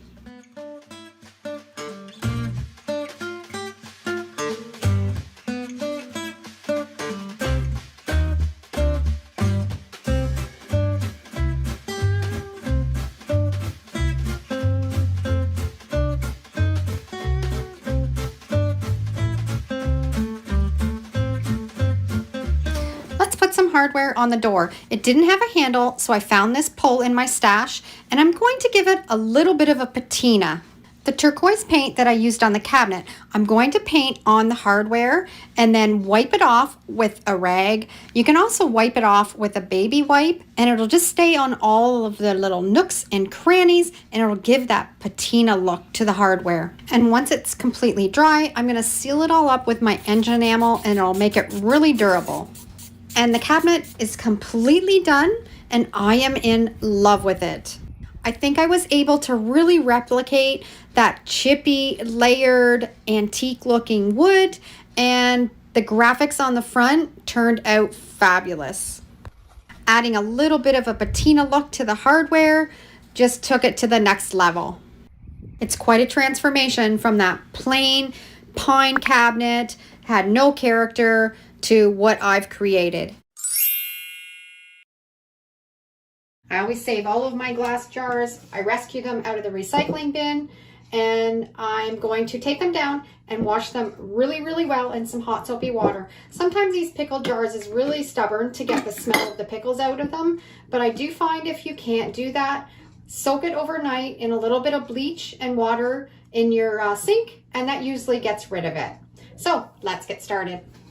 Now I want these glass jars to have a little bit of a nautical feel, so I'm going to tint the glass, but it's going to create a nice sea glass look on each of these jars. I'm going to do a light green and a light blue, and this is just gel food coloring. This is such an easy technique. Some Elmer's glue, some food coloring, swirl it around in your glass jar, and then make sure it's covered completely, and when you're all finished, it leaves a really neat tinted looking glass. These are all coated really well. Now they're going to be put in the oven at 200 degrees Celsius, and every 5 minutes I'm going to turn them upside down and up until they're dry. It usually takes, depending on your oven, anywhere between half an hour to an hour, and it will dry translucent and look beautiful. I've got them in the oven, and I'm just going to dry them out now. Isn't this blue a beautiful color from using that Elmer's glue technique to create tinted glass? I just love it. Now I'm going to measure out a bunch of jute the length of the jar. Okay, I have them all cut out now, and now I'm going to hot glue them onto the jar. I love my Gorilla hot glue gun sticks. It works fantastic for this. So when I'm laying these down, they're all going to be evenly dispersed around the jar.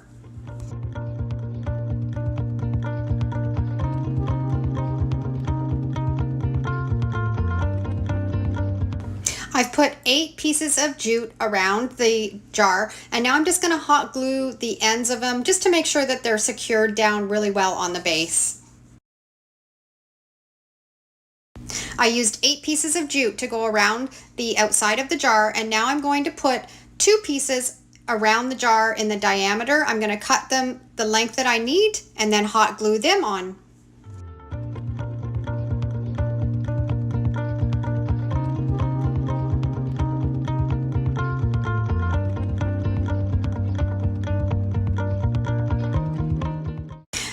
Create a handle for this lantern. I've got a piece of the jute, and I'm going to untwist it so I can take apart all of the ends, and then I'm going to tape it down to my table, and I'm going to braid it, and I think that makes a really cute looking handle.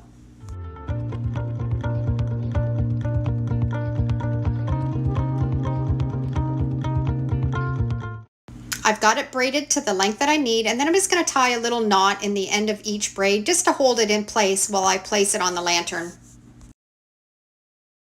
Now we're ready to hot glue that on. I'm going to put a little bit of the hot glue there and then attach it, press it down so it attaches really firmly, and then I'm going to go to the opposite end of the jar and glue it down on that side.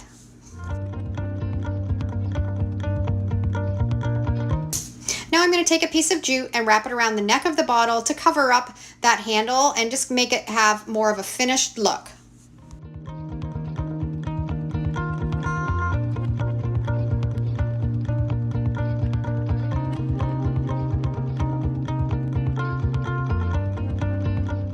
Okay, now we're ready to work on the second one. I'm going to use a thinner jute for this one. I'm going to wrap the jute around the glass bottle just a little bit bigger than it is. I want to have a loose circle that I can lift off after I tie a little knot in it. And I love the color of this green and the way that it turned out. It gives me real beach vibes. And as you can see, I tied it just loose so you can lift that circle off. Now you want to cut a whole bunch of strings 6 times the length of your glass jar. That will ensure that you have enough when you're tying your knots for this project. And I'm going to cut 12 for this project. Every jar is going to be different, so you can kind of determine how many you want to cut, but you always want to make sure that you have even numbers. You're going to fold that jute in half, and then we're going to do a lark's head knot around that circle. And you're going to add all 12 of those jute strings around that circle using the lark's head knot.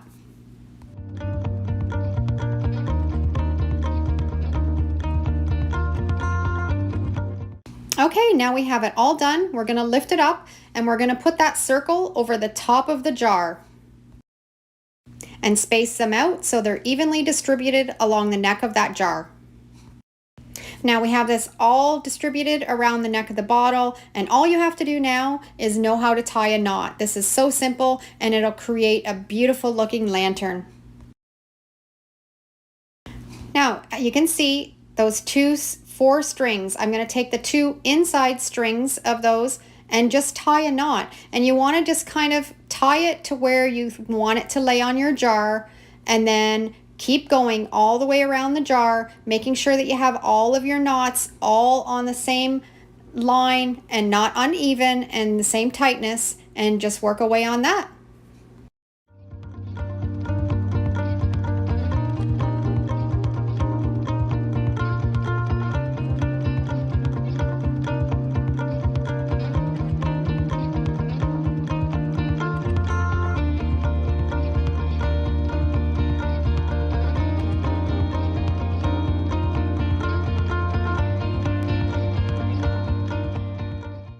I've finished the first row, and now we're going to start on the second row. So now we're going to go and make it like a diamond. We're going to take those 2 inside strings and then knot them together, and that's going to create that diamond grid looking cover for your lantern.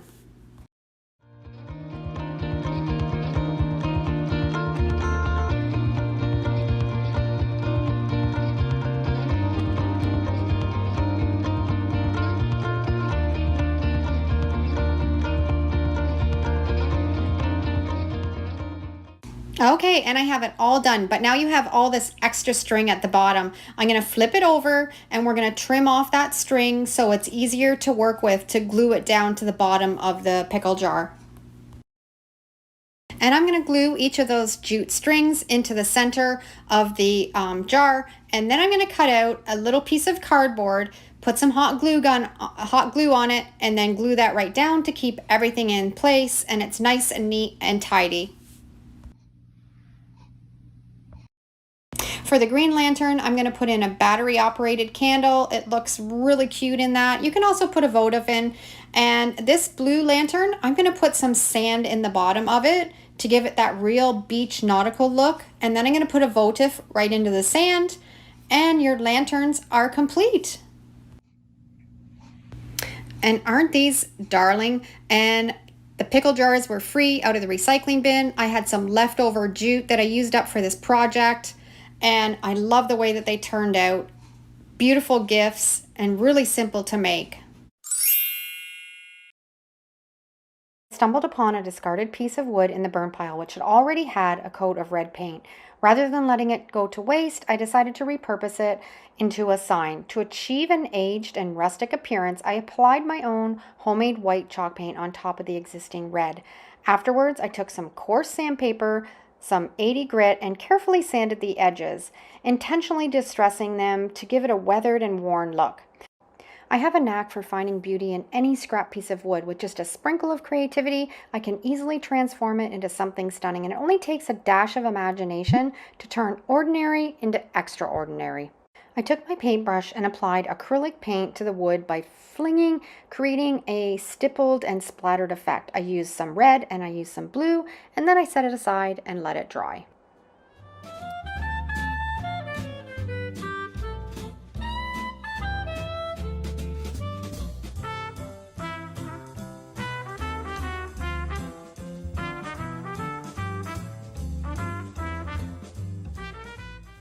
As many of you know, I love using Mod Podge and reverse graphics in my projects. For this scrap piece, I'm going to be using my Mod Podge mat. I've printed my graphics on my LaserJet printer, making sure that the text is reversed before applying it to the sign. You can find this graphic in my Etsy store, and it's a fantastic choice for celebrating the 4th of July. I resized this in Google Docs, allowing it for a larger design, more than a standard piece of paper. You can try this technique with an inkjet printer too, so you're not restricted to a laser printer. I opted for the cheapest computer paper available whenever I'm doing this technique because it means you don't have to rub off as much paper compared to using a thicker paper. After letting the sign dry for 24 hours, I gently rub off the graphics by lightly dampening a sponge with water. As I did this, the letters start to appear through the paper, and with a little bit of rubbing and a little bit of patience, the paper will all come off, leaving a beautiful graphic on your scrap piece of wood. I'm always asking my friends to save small bits and pieces of scrap wood for me because I can transform them into anything, charming shelf sitters, signs, or any other DIY projects. So spread the word that you're looking for scrap wood and you'll be surprised what you might get. To make my sign more vibrant, I used a simple method. I grabbed some of my acrylic paint and I painted over the graphic. This instantly adds a burst of color, making the sign look even better. If you have a laser printer with colored ink, you can skip this step. However, since my LaserJet only has black ink, I like to enhance my signs with acrylic paint. I brush on the paint and gently dab it with a tissue, and this is how it turned out.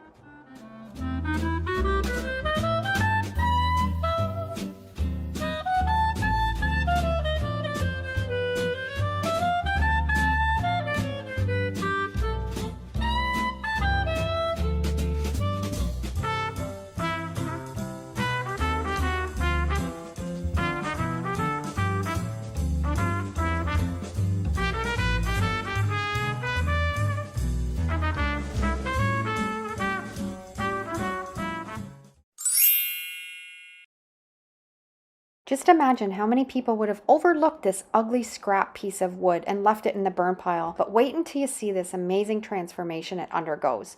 The first step is to give it a distressed appearance using some candle wax.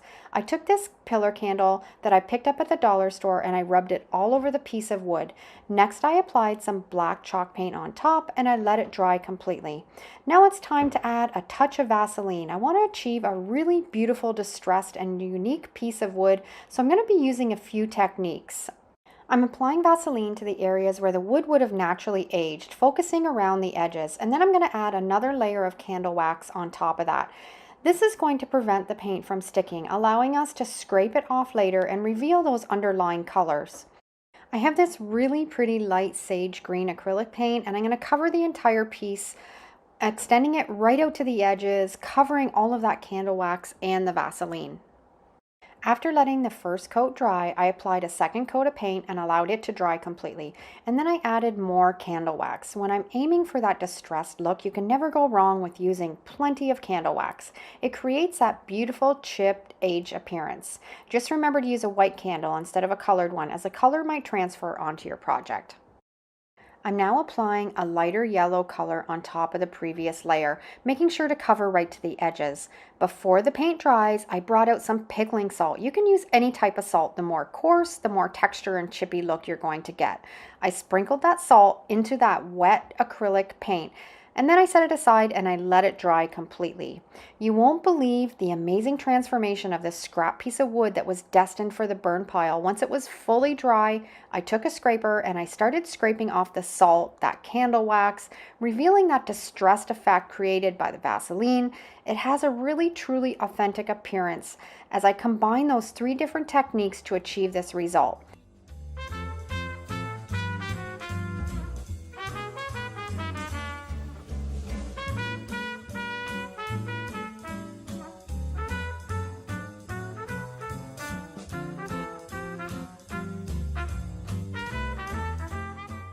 Now I'm going to give the edges a finishing touch by sanding them with my 80 grit sandpaper using my palm sander. Finally, it's time to turn into a sign.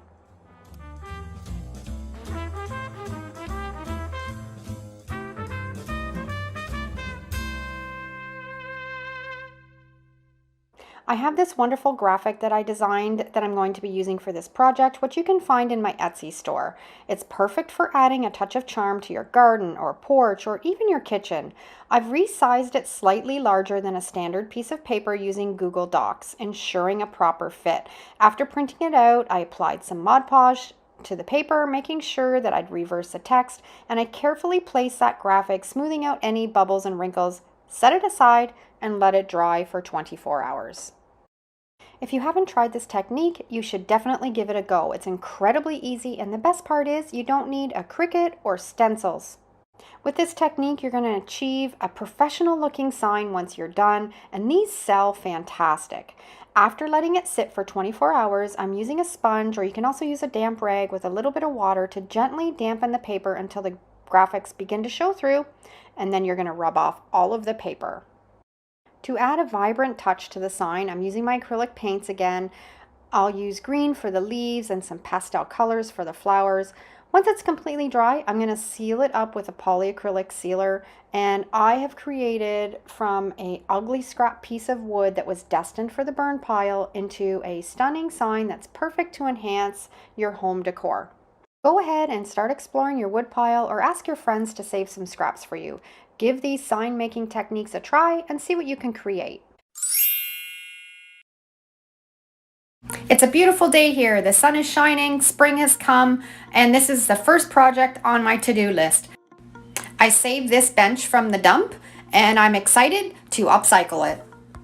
First of all, I love this paint color, and the chippiness and the way it has worn is fabulous. I don't want to change any of that. I want to keep all the paint that's there intact. I just want to freshen it up. It's not in perfect shape. It's really old, but the ornate legs on it and the sides of the bench are just fabulous. It needs a good cleaning, so I'm going to use some TSP and scrub it down and get all the little bits of dirt and loose paint off. This TSP is great. It'll remove any grease or grime or dirt. And I'm just going to use my scraper and just remove any loose bits of paint. It always amazes me what people just throw out because this bench had so much potential. Let me know in the comments if you would have saved this from the landfill. Now I'm just going to use this scuff pad instead of sandpaper because I don't want to take any of the paint off. I just want to remove any loose bits that are still there, and this works really well because it's a very fine grit. You can make it into any color, and it's so cheap and affordable and easy. And I'm just going to apply the stain over the whole bench, even over the existing paint, and then it's just going to freshen up that wood and bring out the grain and make it pop more. And the nice thing about this stain is you can layer it. You can put one layer on if you think that it's not maybe quite dark enough. You can mix up a little bit more and put more on until you get the desired color that you like. And I think it looks really great. It's really freshened up this wood and it doesn't look so dried out and aged.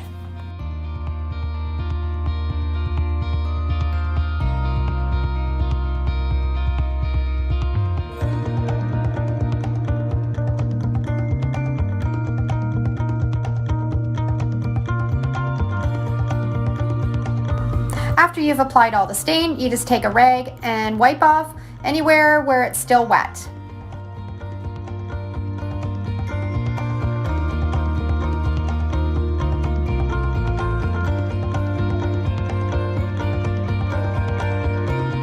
And I thought this would look really cute with a nice quote on the front. I'm going to do my Mod Podge reversed graphic transfer technique to put these words on the front of the bench.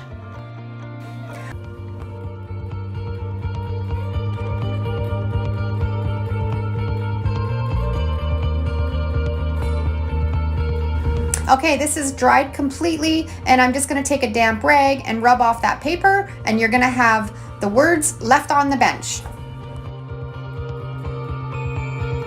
I love using this technique. It's a great way to update furniture or your upcycled projects or to make wooden signs.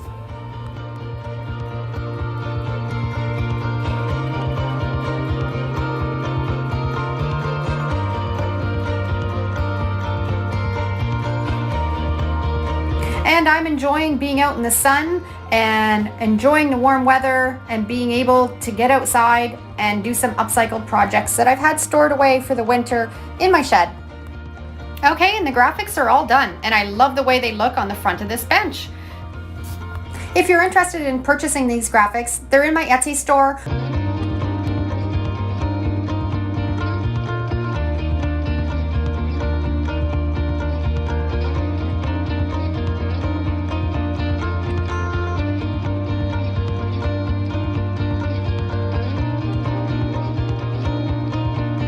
And there it is, all finished, and I'm so glad I was able to save it from the landfill. Once I put that top coat of the Varathane on it, it just made that yellow pop, and it looks fantastic. I found this cabinet in the dump. Looks like it was a wall cabinet with a shutter on the front with a couple shelves, and I had an idea what I wanted to do with it. A little dusty and a little dirty, and I'm going to clean it up and upcycle it into a beautiful cabinet. I'm going to incorporate these spindles and this little top that I found off the back of an old chair and put them together with the cabinet. I thought that would look really cute on the top. I'm going to screw that in so it's kind of a focal point on the top of the cabinet. And the spindles I'm going to cut down and make 4 legs for the base. This is a great way to make legs for any pieces of furniture you have. If you have old spindles laying around, just cut them down to size and screw them into your project. I'm going to remove the back off of the cabinet because I have a fabulous idea in my head of what I would like to do with it. I'm going to wipe it all down, give it a little bit of a sand, and prep it for some homemade chalk paint. This is my homemade chalk paint that I make. It adheres really well to any kind of shiny surface or veneer, so you don't have to do very much prep work, and it works fabulous. I'm going to remove the hinges and the knobs, and I always have paint everywhere. I'm going to remove the hinges and the knobs and get ready to paint the cabinet. And I'm going to give it a light sanding all over just to get rid of any crud because it looks like it has been stored and it's quite dusty. I'm just using an 80 grit sanding block and just scuffing everything all up. I get so excited when I find pieces like this, especially in the dump when it's free, and I know that I can do something with it to make it pretty again. So this has been a fun project for me, trying to figure out what I wanted to do, but I'm excited for the outcome. Okay, and I'm going to put a coat of the black chalk paint all over the cabinet. Anyone that's painted shutters before know these things are a bugger. Just takes patience and time. I'm going to put a coat of paint on the spindles that I've made into legs and the piece of the wooden chair top that I'm going to screw onto the top of the cabinet. Everything has one full coat of the black chalk paint, all painted and ready for the next coat. Now everything's going to get a coat of the homemade white chalk paint, and everything is going to get a real good sanding. I'm using a 80 grit sandpaper on my palm sander, and I'm going to scuff off everywhere where it would be used or would wear down if it was really old, and that's going to make it look like a really shabby chic piece. Now for the fun part, I'm going to decoupage some napkins onto the back of the cabinet. So I'm just going to, these are 3-ply napkins. So I'm going to take the back 2 ply off and just work with the 1 ply that has a flower pattern and decoupage it with my Mod Podge.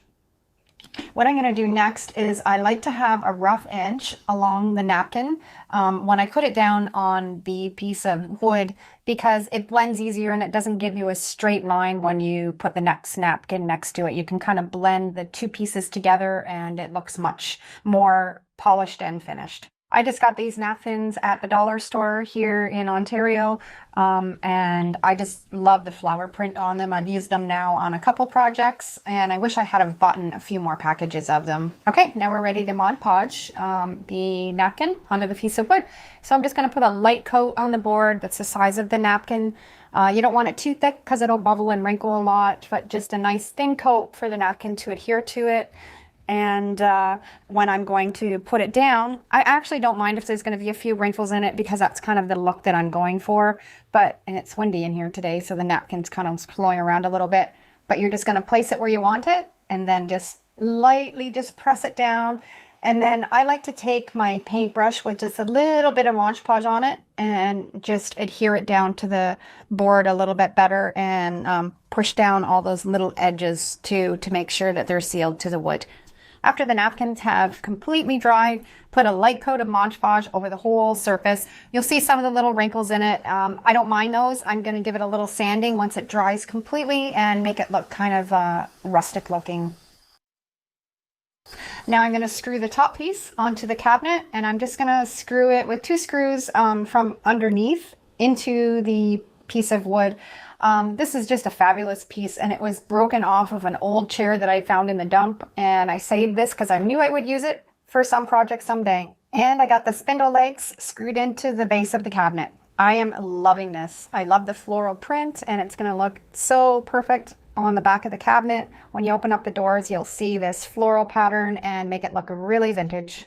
And I'm just going to nail the back onto the cabinet with the little nails that I took out of it. I've got it all nailed back down, and I'm going to put a coat of the black chalk paint on the back of it, just because it looks more professionally finished if you have the back painted, I think. And there you have the finished cabinet.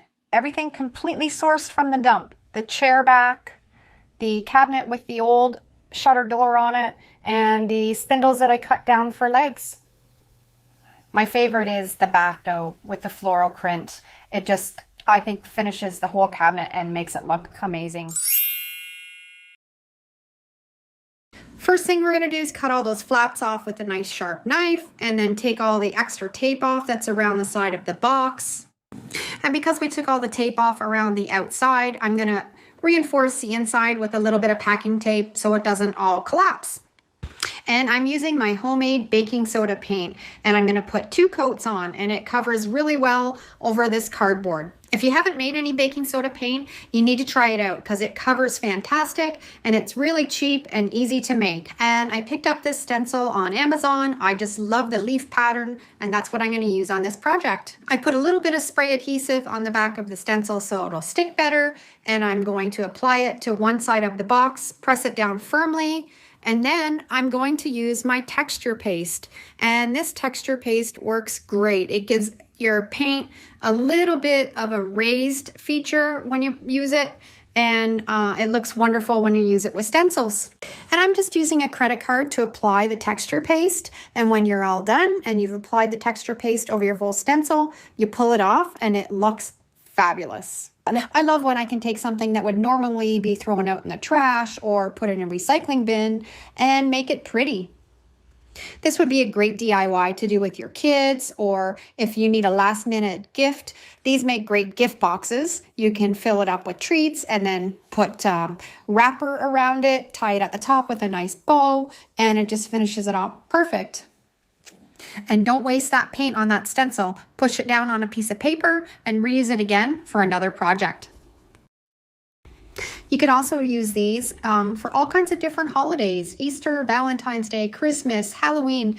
Just use different stencils for different holidays. Fill it up, and you could put flowers in them. You can put treats in them. You can put holiday decor in them. The possibilities are endless. If you have 2 or 3 smaller boxes, all kind of assorted sizes, you could do a nice table centerpiece for fall and fill them up with pumpkins and gourds. I just have so many things racing through my head of what you can do with these cardboard boxes. So I've decided I'm going to put a plant in mine and give it away as a gift. So I'm going to put a nice burlap edge around mine. I just picked up this ribbon at the dollar store. I'm going to hot glue it all around the top, and I think it'll finish it off really nice. All finished, I'm going to put a pretty plant in it. And doesn't that look fantastic? Now head to your recycling bin and grab those cardboard boxes. Okay, so this was a steal for 50 cents, and if all you guys know the cost of lumber right now, it's really expensive, and I see a lot of potential in this, so I'm excited to get this project going. Okay, I'm going to remove these handles, but I'm going to set them aside because I really like them, and I'm going to reuse them when I have this project finished. Took the string off that kept the lid open and closed, and I'm going to paint the whole inside with black homemade chalk paint. It just cleans it up really nice. Now the next step that I'm going to do, I have a big pillar candle, a wax candle, and I'm going to take it and rub it all over the entire box, all on the corners, anywhere where you would think that that box would have wear from over the years. And I'm going to paint the whole outside with that same homemade black chalk paint. I let it completely dry, and now I'm taking it outside and giving it a real good sanding with my 80 grit sandpaper. And that just brings out 3 different colors. You're going to have your raw wood, your blue, and black. This looks really good so far, but wait for the next step. And once again, I'm going to take that wax and the same thing, put it everywhere that you would think that you would have wear over the years that would show through. Okay, so I want this to have a real crackly finish. So I'm going to do my Elmer's school glue wood crackling technique. I have a tutorial that's a full tutorial with real good step-by-step instructions. But what I'm doing is I'm just pouring that Elmer's glue all over the whole crate. And you just want to have a nice thin layer in long strokes and cover the whole thing.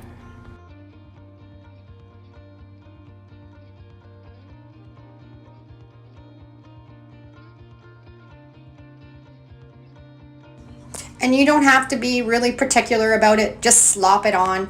You have some places where it might have a little bit more, some a little bit less. It'll all look great when it's all finished. Now I've let that glue sit for about 5 minutes so it starts to get tacky, and now I'm putting on my homemade chalk paint in white, and I'm using really long strokes, and you don't want to paint it in very much. That's the trick to this technique, is long strokes. Don't play with it, slop it on. I'm leaving some little spots where the bare wood is and where the blue and the black is. I want it to all kind of show through. And as this dries, it will start to crackle, and it kind of looks like a real magic process. If you paint this too much with too many small brush strokes, you'll incorporate that paint into the glue and it won't crackle. Now this has been about 5 minutes drying, and you can see that the crackling has already started, and this just gives the wood such a vintage old antique look. I love it. Now I'm just going to let this sit and completely dry. It will all depend on your temperature and your surroundings on how fast it dries. This took a couple hours to completely dry, but look at the finish on it. It is fabulous. It's kind of amazing that you can get this texture just with cheap school glue.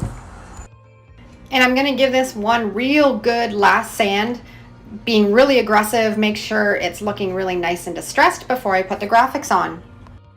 And remember what that blue box looked like before and now. What a transformation.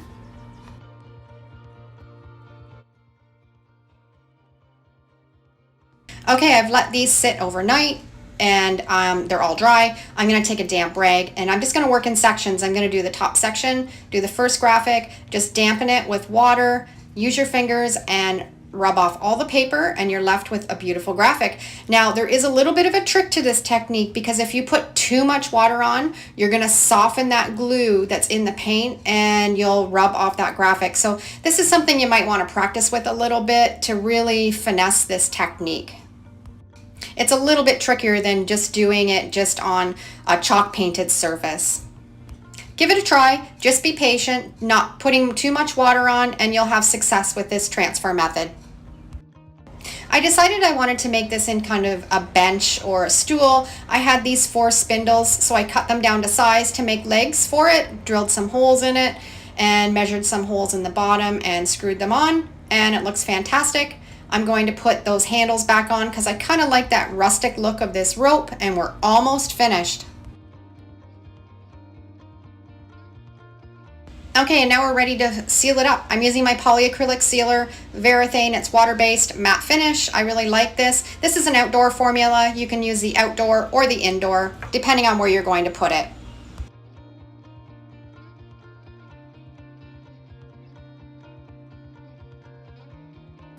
And all finished. So for 50 cents at a yard sale, this was a steal. I did a couple different painting techniques, my reverse graphic transfer method for my graphics, and I've made it into a beautiful bench.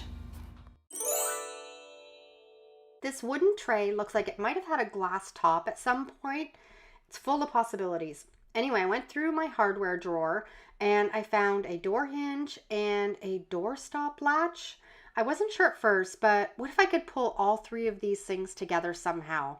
Let's see what we can make. All right, time to drill. I'm going to secure the door hinge to the wooden tray nice and tight, making sure it's not going to go anywhere. And then I'm going to take that door latch, or not sure what it was. If you know, let me know down in the comments. It's a little piece of hardware that keeps your door shut, I think. I'm going to position that latch right next to the hinge and drill it in for a really secure hold. This is why my junk drawer is like a magic box. It's overflowing with odds and ends, just waiting for that next project to come into my mind. You never know when a rusty hinge or a lonely door latch is going to turn into your next DIY project. Everything got a glamorous gold makeover, creating a uniform look, and our humble thrift store find has transformed into a stunning phone holder, perfect for your kitchen counter while you whip up some meals or for your desk when you need a place to park your phone. The magic of upcycling, giving forgotten items a second chance to shine.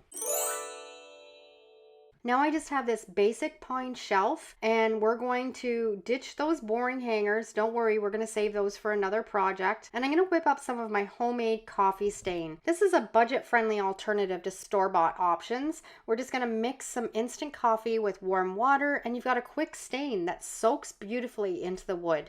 You see these little shelves everywhere at the thrift stores. They're a dime a dozen. So next time you're out and about, grab one and give this DIY a try. Once dry, I added a touch of wax for extra protection. Now, with a simple flip, this shelf transforms into a unique countertop display for books. The possibilities are endless, especially since these little wall shelves are thrift store staples. Next up is this vase and this neglected pillar candle I found at the thrift store. I saw potential in both, so let's give them a makeover. First, I took the candle holder outside and I gave it some black spray paint. And now for the fun part, a one-of-a-kind candle. I found a perfect pillar candle at the dollar store, and we're going to use a napkin to create a stunning design. This is such a fun process, and the results are incredible. Now let's grab a napkin. Be mindful, some napkins are 2 or even 3 ply, and we just need that single layer with the design. Next, we'll cut that single ply to perfectly fit our pillar candle. Aim for it to wrap around the entire circumference, and then trim away any extra napkin that overlaps. Once your single layer napkin lays flat and is wrinkle free, it's time for some magic. Grab a piece of wax paper, placing the waxy side against that napkin design. Carefully align everything for a perfect fit around the candle. Hold the wax paper snugly, ensuring a tight hold. Now, things might get a little bit warm. To protect your hand, considering using a glove or even a tea towel while you secure that wax paper tightly. Finally, applying the heat. You can use either a hairdryer or, like me, I got out my heat gun and I put it on a really low setting. Keep that heat gun or hairdryer moving. As you work in a back and forth motion, watch the magic happen. The wax is going to melt into the napkin, fusing them together. Be mindful not to hold the heat source in one spot for too long. That can cause bubbles or dripping wax. Instead, maintain a steady back and forth movement, and you see that beautiful gloss developing? That's your cue that the napkin is bonding perfectly into the candle. This technique also works with DIY custom napkins. If you're interested in creating personal designs, I have a full tutorial on how to do that. Isn't this awesome? It looks like these pieces were meant to be together. The cleaned up vase fits that candle perfectly, and they look gorgeous on that black candle holder that we spray painted. Talk about turning thrift store finds into something amazing. This is definitely going to be the star on my patio. Has anyone tried the napkin and heat trick on a candle before? Let me know your results down in the comments below. This technique is a great reminder that DIYs can be super easy. Don't be intimidated by fancy projects. Sometimes the simplest ideas create the most stunning home decor. This silver platter, it's not fancy and it's just a cheap find, but that's okay because I have an idea to make it a little bit more special. I found this beautiful glass candlestick holder, and I think it's going to be amazing on the back of this platter. To make sure it stays put, I'm going to use some E6000 glue, and for good measure, I'm going to add a little dab of hot glue too to make sure that it's nice and secure and it's in the center, and it's going to stay put. Now I'm going to clean the platter with rubbing alcohol to remove any fingerprints, grease, or grime, and once it's clean, we're going to apply some peel and stick contact paper. You can find contact paper at the dollar store or on Amazon. There's so many different patterns and colors to choose from. This is just some that I had in my stash, and I love that wood grain pattern. I'm going to cut a piece slightly larger than the platter. I think it would be a great idea to look for these platters at thrift stores during the holidays. You could find some Christmas theme or Halloween theme contact paper. There's so many possibilities, and these platters are really easy to find, and they're usually really cheap. I see them all the time.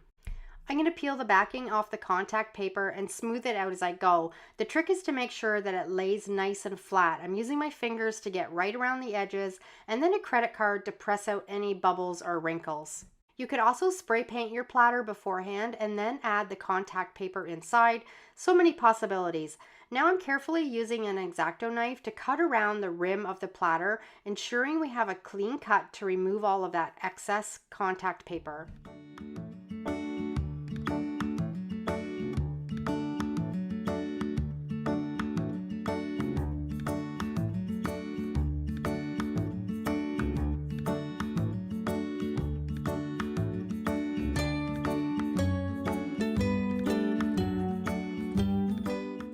Now that we've removed all of that extra contact paper, this is what we've created, a beautiful serving tray that can be kept in your kitchen or use it as a focal point on your table for a holiday celebration. So many possibilities. Next upcycle is this black candle holder. I also found a faux green plant in a planter for $2.99, and I'm pretty sure these two pieces will look great incorporated together. First, I'm going to mask off the greenery entirely to protect it while I paint both pieces.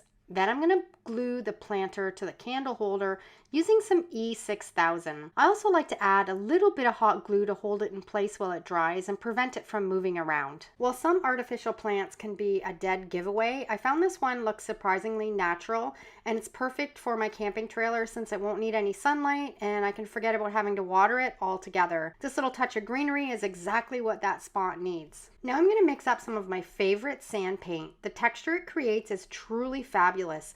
If you'd like to make your own, I have a full tutorial linked in the description below. With the glue completely dry, I'm ready to paint both pieces in a beautiful terracotta color.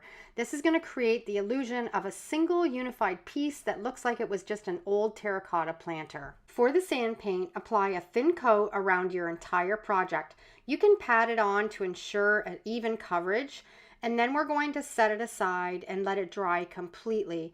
Sometimes it takes 2 or 3 coats needed to achieve that desired look. Now for the second coat, you want to pat up and down instead of rubbing it in. This preserves that textured finish that we're aiming for. And if you don't have any sand, no worries, we've got other texture options. If you want a slightly rough finish, mix in some baking soda. Feeling rustic? Add some coffee grounds for a unique look. Or craving a beachy vibe? Experiment with some salt for a sandy, gritty texture. To create that aged terracotta look, I'm dabbing a thin layer of watered down white acrylic paint with a sponge. This is going to add a subtle whitewash effect, mimicking that natural mineral deposit that builds up on terracotta over time.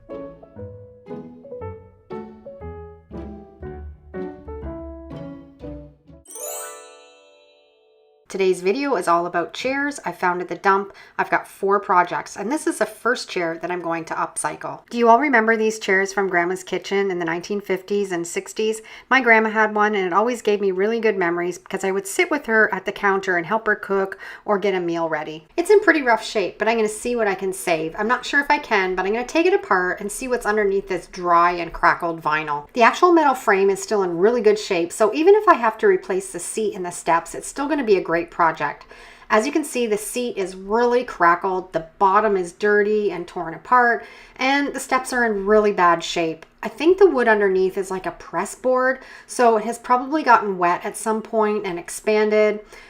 Don't think I'm going to be able to save these. Everything has been stripped off the metal frame. It looks pretty good. It has some rust here and there, so we're going to have to sand it down a bit to prepare it for painting. Staying with the theme of finding things at the dump, I found this huge piece of pine, brought it home, and it's going to be perfect to remake these pieces from the chair because they're not going to be usable.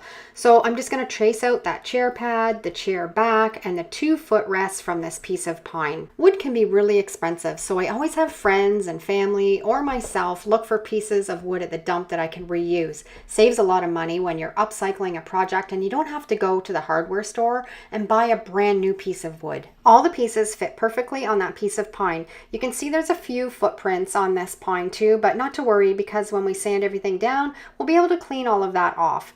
Now I'm going to get out my jigsaw and cut them all out.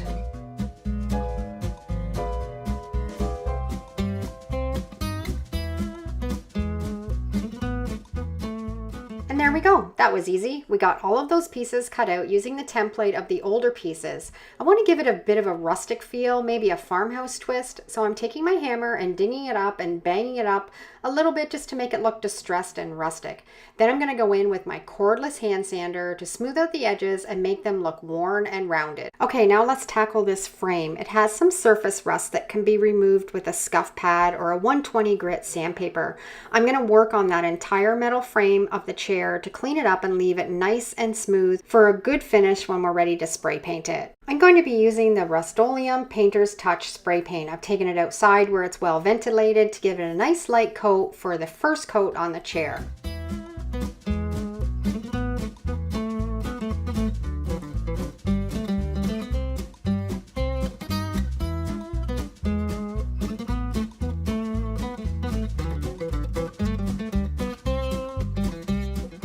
After 2 coats of spray paint, the frame looks beautiful. Now we're ready to tackle the chair pad and the steps. I'm going to be using my DIY coffee stain. I love the color that the coffee stain creates on pine. You just use instant coffee and some warm water. That's it. Eyeballing the amount of coffee for the desired darkness of the stain. I'm going to start staining the pieces, going over them 2 or 3 times until I get the color that I'm looking for, and then I'm going to set them outside and let them dry completely. Okay, now let's dive into the world of transfers. I'm going to show you how you can do a transfer on raw wood.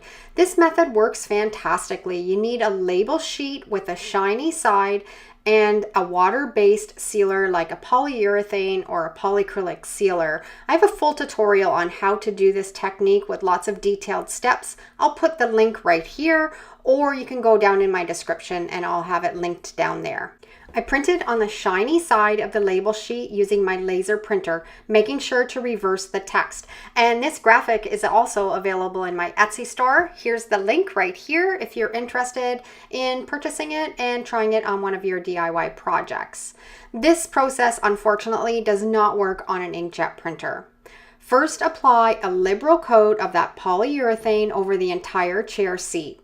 Once it's covered, place that printed label sheet on the chair seat, making sure it's centered and exactly where you want it because you can't move it once you place it down. Once placed on the piece of wood in the polyurethane, I like taking my brayer and pressing it down really hard. We really want that label sheet to have contact with the wood and the polyurethane underneath.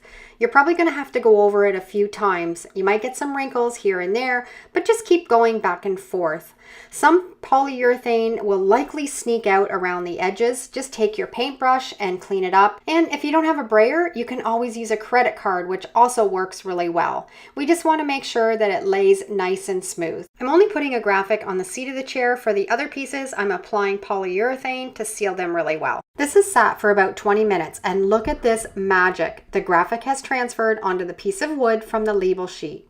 It's nice, it's crisp. I love this technique, especially for putting a graphic on plain wood.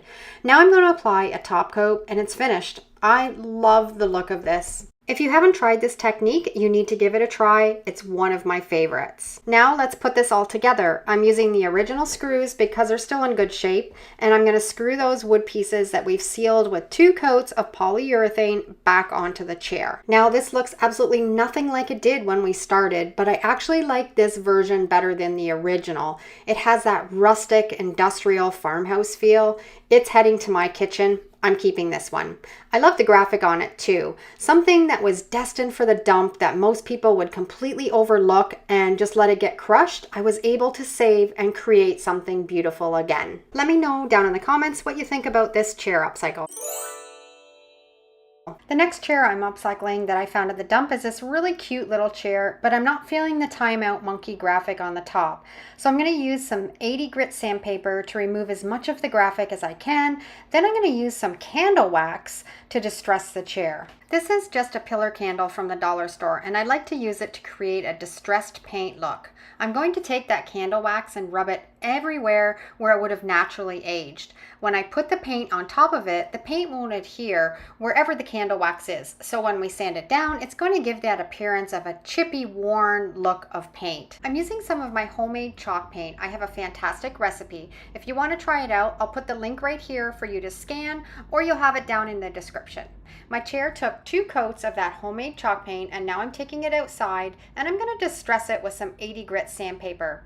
Again, wherever that candle wax was, the paint isn't adhering and it's going to create this fantastic chippy look. Now I'm back to these graphics again. These are great projects for adding graphics and they sell really well. This one's available in my Etsy store. I'll put the link right here for you to scan or down below in the description.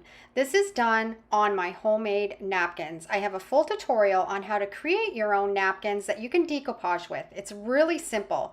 It's 1 ply of a napkin that I've printed on, and you can now decoupage it right onto your project. I'm going to take a plastic sleeve and placing my graphic face down, I'm going to sprinkle a little bit of water on it until the napkin is just damp. You don't want the straight edge of the napkin, so you want to create a ragged edge so it blends into your project better. So I'm using the edge of my scissors to go along that edge of that napkin, removing a little bit of it to make it ragged. I've done this on all 4 sides, and then we're going to apply it on the chair.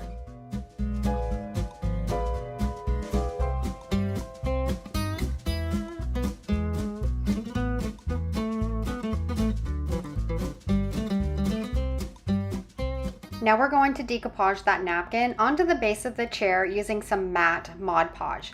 You want to apply a light coat over the surface where the napkin's going to lay, and you don't want to put too much on or it's going to bubble and wrinkle. You just really need a light coat. Now we're going to pick up that plastic sleeve with the custom made napkin and center it exactly where we want it, right in the middle of that chair.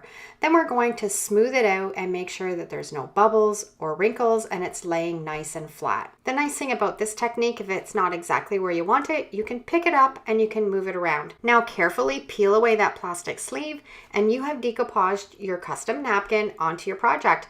I like to take a little piece of cling wrap, and if there's any bubbles and wrinkles that are showing up, you can use that and just pat them down nice and flat. And we have transferred that custom napkin onto the base of this chair. I think this looks much nicer than the previous chair, and it's going to look fantastic in a farmhouse kitchen. Let me know down in the comments what you think about this upcycle. Next chair I dragged home from the dump is this Adirondack chair. It's actually in pretty good shape, but it just looks worse because the paint is chipping and peeling. But I know I can upcycle it, and I know how expensive these are to buy, so I'm going to put a little elbow grease into it and save it. The first thing that I'm going to do is scrape away all of that loose paint. Make sure you keep your eyes peeled for projects like this on the side of the road. People will put them out at the end of their driveway. I found dressers, chairs, home decor that I was able to bring home and upcycle for free. You might be surprised what you find when you start looking for projects like this. With the loose paint gone, I'm using my palm sander with some 80 grit sandpaper to remove any of the rest of the remaining paint. Paint is gone, it's cleaned up really well, and we're ready to paint. I love using tester paint from Home Depot to try out all colors for projects. It's affordable and you only need a small amount since it's just a tester. I found this lovely green color in an exterior latex paint, perfect for withstanding the elements since the chair is going to be outside.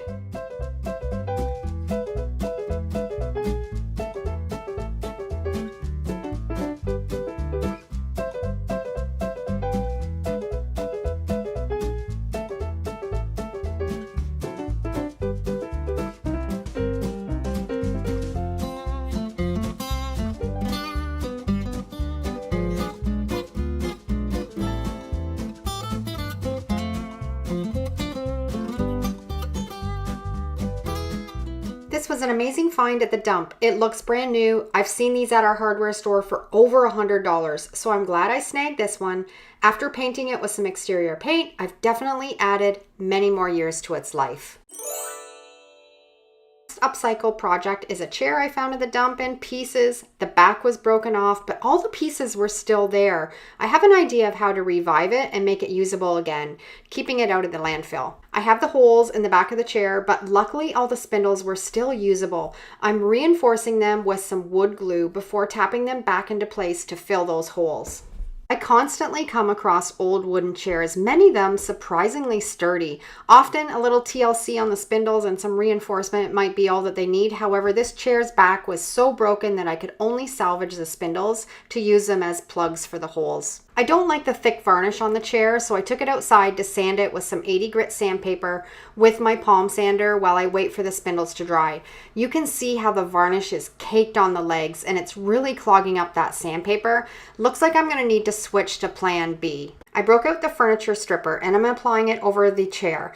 This should eat through the varnish much easier than sanding through it. I'm letting it sit for about 15 or 20 minutes and then I'm scraping off all that varnish. That should be a breeze. I should have started with the furniture stripper in the beginning, even though I knew the varnish was thick.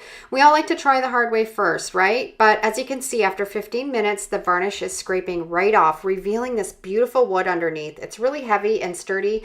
I'm not sure what type of wood it is. If you know, let me know down in the comments, but it's definitely worth saving and upcycling. One of the spindles was already broken off in the chair. It's a little bit rough, but when I go back in and sand the chair after I've taken all the varnish off, it should smooth right out and blend in. I've enlisted my husband's help and he sprayed off all the remaining loose varnish with the pressure washer. Now I'm going to let it dry in the sun. My husband is a power sport mechanic, so he has all these fancy tools, and I'm going to be using his Sawzall to cut off these spindles to make them even with the chair. But no worries if you don't have something like this. You can use a good handsaw or a jigsaw can do the trick just fine.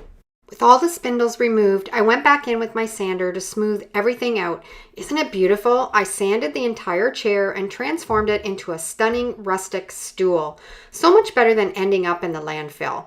To finish it off, I'm going to be applying a coat of clear wax for protection. I'm opting for more of a natural look rather than using a polyacrylic sealer or a polyurethane. I'm rubbing the wax into the chair and it's absorbing beautifully because the wood is nice and dry. This really makes the wood grain pop and it's simply stunning. I love how this turned out. We've taken a broken chair and transformed it into a beautiful rustic stool.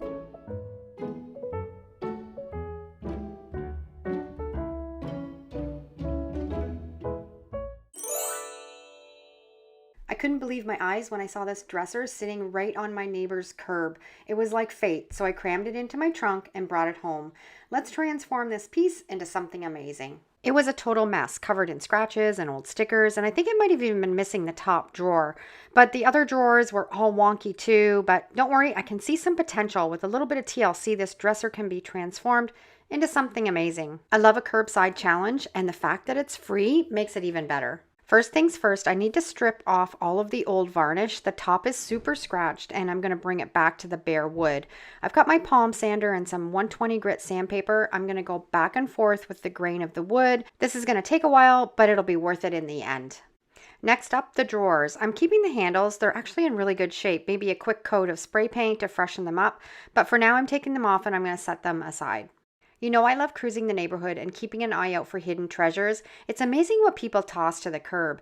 And often all these pieces need is a little love and attention. A fresh coat of paint or a simple repair can transform a discarded item into a stunning piece of furniture.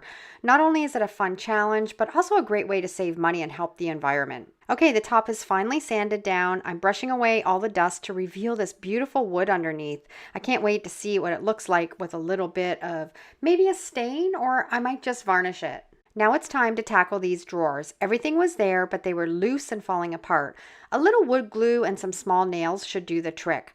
I've put some Gorilla Glue in all the grooves and I'm reinforcing them with some tiny nails. Once they're secure, I'll give the drawer fronts a light sanding to smooth out any rough spots and to remove a little bit of that leftover varnish. I'm not going to strip all of the varnish off the drawers since I'm painting the dresser. I'm just going to give it a light sanding to rough up the surface so the paint's going to stick better. When painting over varnish, it's always a good idea to use a primer. I'm using bin primer that you can find at the hardware store to prep the front of all of the dresser drawers for paint. I'm also priming the sides and the front rails of the dresser. You don't need a heavy coat, just enough to create a base for that paint to adhere to. Primer helps the paint stick better, preventing it from chipping or peeling, especially when applied directly over a varnish. The primer is dry, so I'm ready for paint. I picked up this Bare Semi-Gloss Enamel water-based paint for Home Depot, and it's just a tester size that's going to be perfect for this project. It's great for high traffic areas, it's scrubbable, and you can wash it down if you need to. I'm starting with a base coat using my paint roller on top of that completely dry primer. I love buying the little tester pots of paint for smaller projects. It's more affordable and cuts down on paint waste, especially with custom colors you know you're only going to be using once. Next time you're at Home Depot or Lowe's, check out those little testers and grab one for your next project. If you're in an area where discarded furniture is scarce, check out Facebook Marketplace for cheap finds that need a little TLC. You can also ask friends and family if they have anything that they're getting rid of. There are plenty of ways to find affordable furniture without buying new. Now for the top of that dresser, I wasn't sure if there was supposed to be a drawer in there, but it looks like it was meant to be open. So I decided to keep it simple and just paint it. It looks nice and clean and tidy now. I think it does need a back, but I'll do that in a minute. No need for new handles, they just need a touch of spray paint. I've placed them on a cardboard box and I'm giving them a light coat of black spray paint. It might take a couple coats for full coverage, but I think it's going to give it that modern look. I taped off the top of the dresser before priming and painting, and now I'm peeling off that tape to reveal this beautiful wood underneath. I'm not sure what type of wood it is, but it's gorgeous, and I think it just needs a coat of clear polyurethane to protect it. No stain needed, just that natural wood complements the white paint perfectly. As you can see, the polyurethane is making that wood grain pop beautifully as I'm applying it.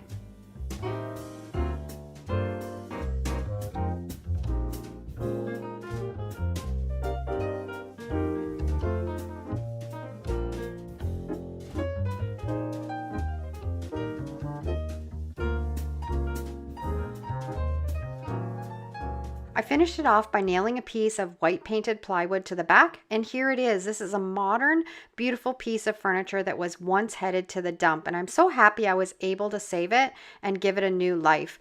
Let me know in the comments if you like what I did with this dresser, or if you would have done something differently. I always love getting other people's ideas and opinions to inspire my next project. I needed a new bedside table, and this is going to fit in there perfectly. It's amazing how much more character these older pieces have compared to something that you would buy brand new. And can you believe my luck? I found this little table on the side of the road for free the same day. This one's a little bit worse for wear, but I'm determined that I can give it a second chance. Let's see if I can work some DIY magic and turn this into something beautiful again.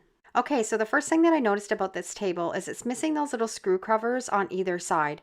Not a huge deal, but it's definitely an eyesore. To fix it, I'm going to fill in the holes with some wood filler. That way, once we paint it, it'll look like those holes were never there. Luckily, none of the spindles that fell out got lost. They were just still with the table. So I'm going to use some wood glue to put them back in place and make everything sturdy again.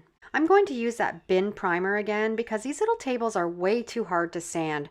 We're just going to paint this one. Plus the wood quality isn't that great. Most of them are just pressboard or cheap materials, and they're really poorly made. But you know what? Just with a little bit of glue, tightening the screws, and a fresh coat of paint, these tables can be saved from the landfill, and it's definitely worth the effort. I'm going to put a light coat of that bin primer over that whole table. This is going to help the paint adhere again like the other one when we apply it.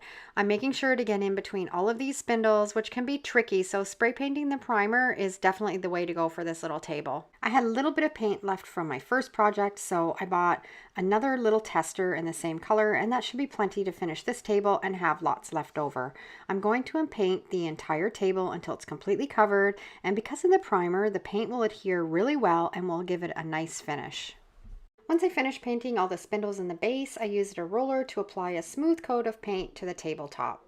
I've applied one good coat of paint to the entire table, and I've decided to give it a bit of a distressed look. I've got a piece of 80 grit sandpaper, and I'm going to sand it aggressively in areas where it would naturally age and to give it a farmhouse look. When you see what I'm going to do with the top of the table, I think you'll agree it needed a little rustic charm. I love the distressed look. It's perfect. Now let's tackle the top. We could leave it plain, but I'm thinking some decoupage might be fun. I found this old newspaper in my stash with some really nice print. Cool fonts, text, and ads. I'm going to cut out a piece slightly larger than the tabletop. Instead of Mod Podge, I'm going to be using a polyacrylic sealer for this project. I really like it for furniture because it's durable, smooth, and not as thick as Mod Podge.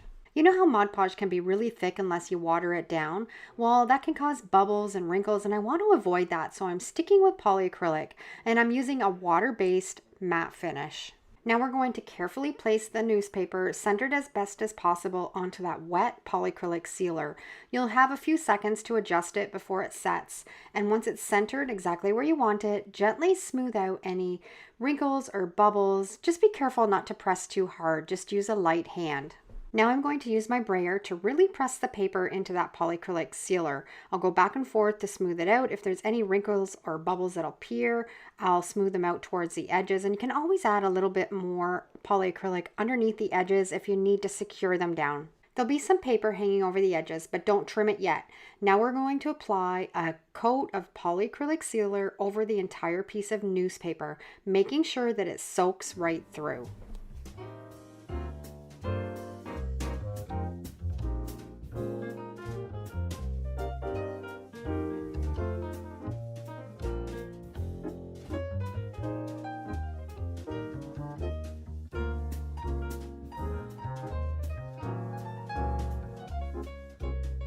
Before the polyacrylic dries, I use the brayer again to really press it into the paper, smooth out any new bubbles or wrinkles caused by that top coat. Take your time going back and forth until it's completely smooth. You can use all sorts of paper for this project. Get creative. Gift wrapping paper, packing paper, posters, even large magazine pictures can work.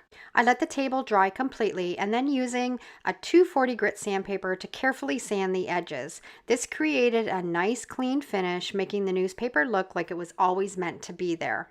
If you're using a thicker paper to decoupage, you might want to use a sandpaper with a higher grit than 240. However, since the newspaper is really thin, 240 grit sandpaper worked really well for this project. Now it's time to apply that protective top coat. I'll probably do 3, even maybe 4 coats of polyacrylic sealer over the newspaper. You want it thick enough to protect the finish from dust and moisture.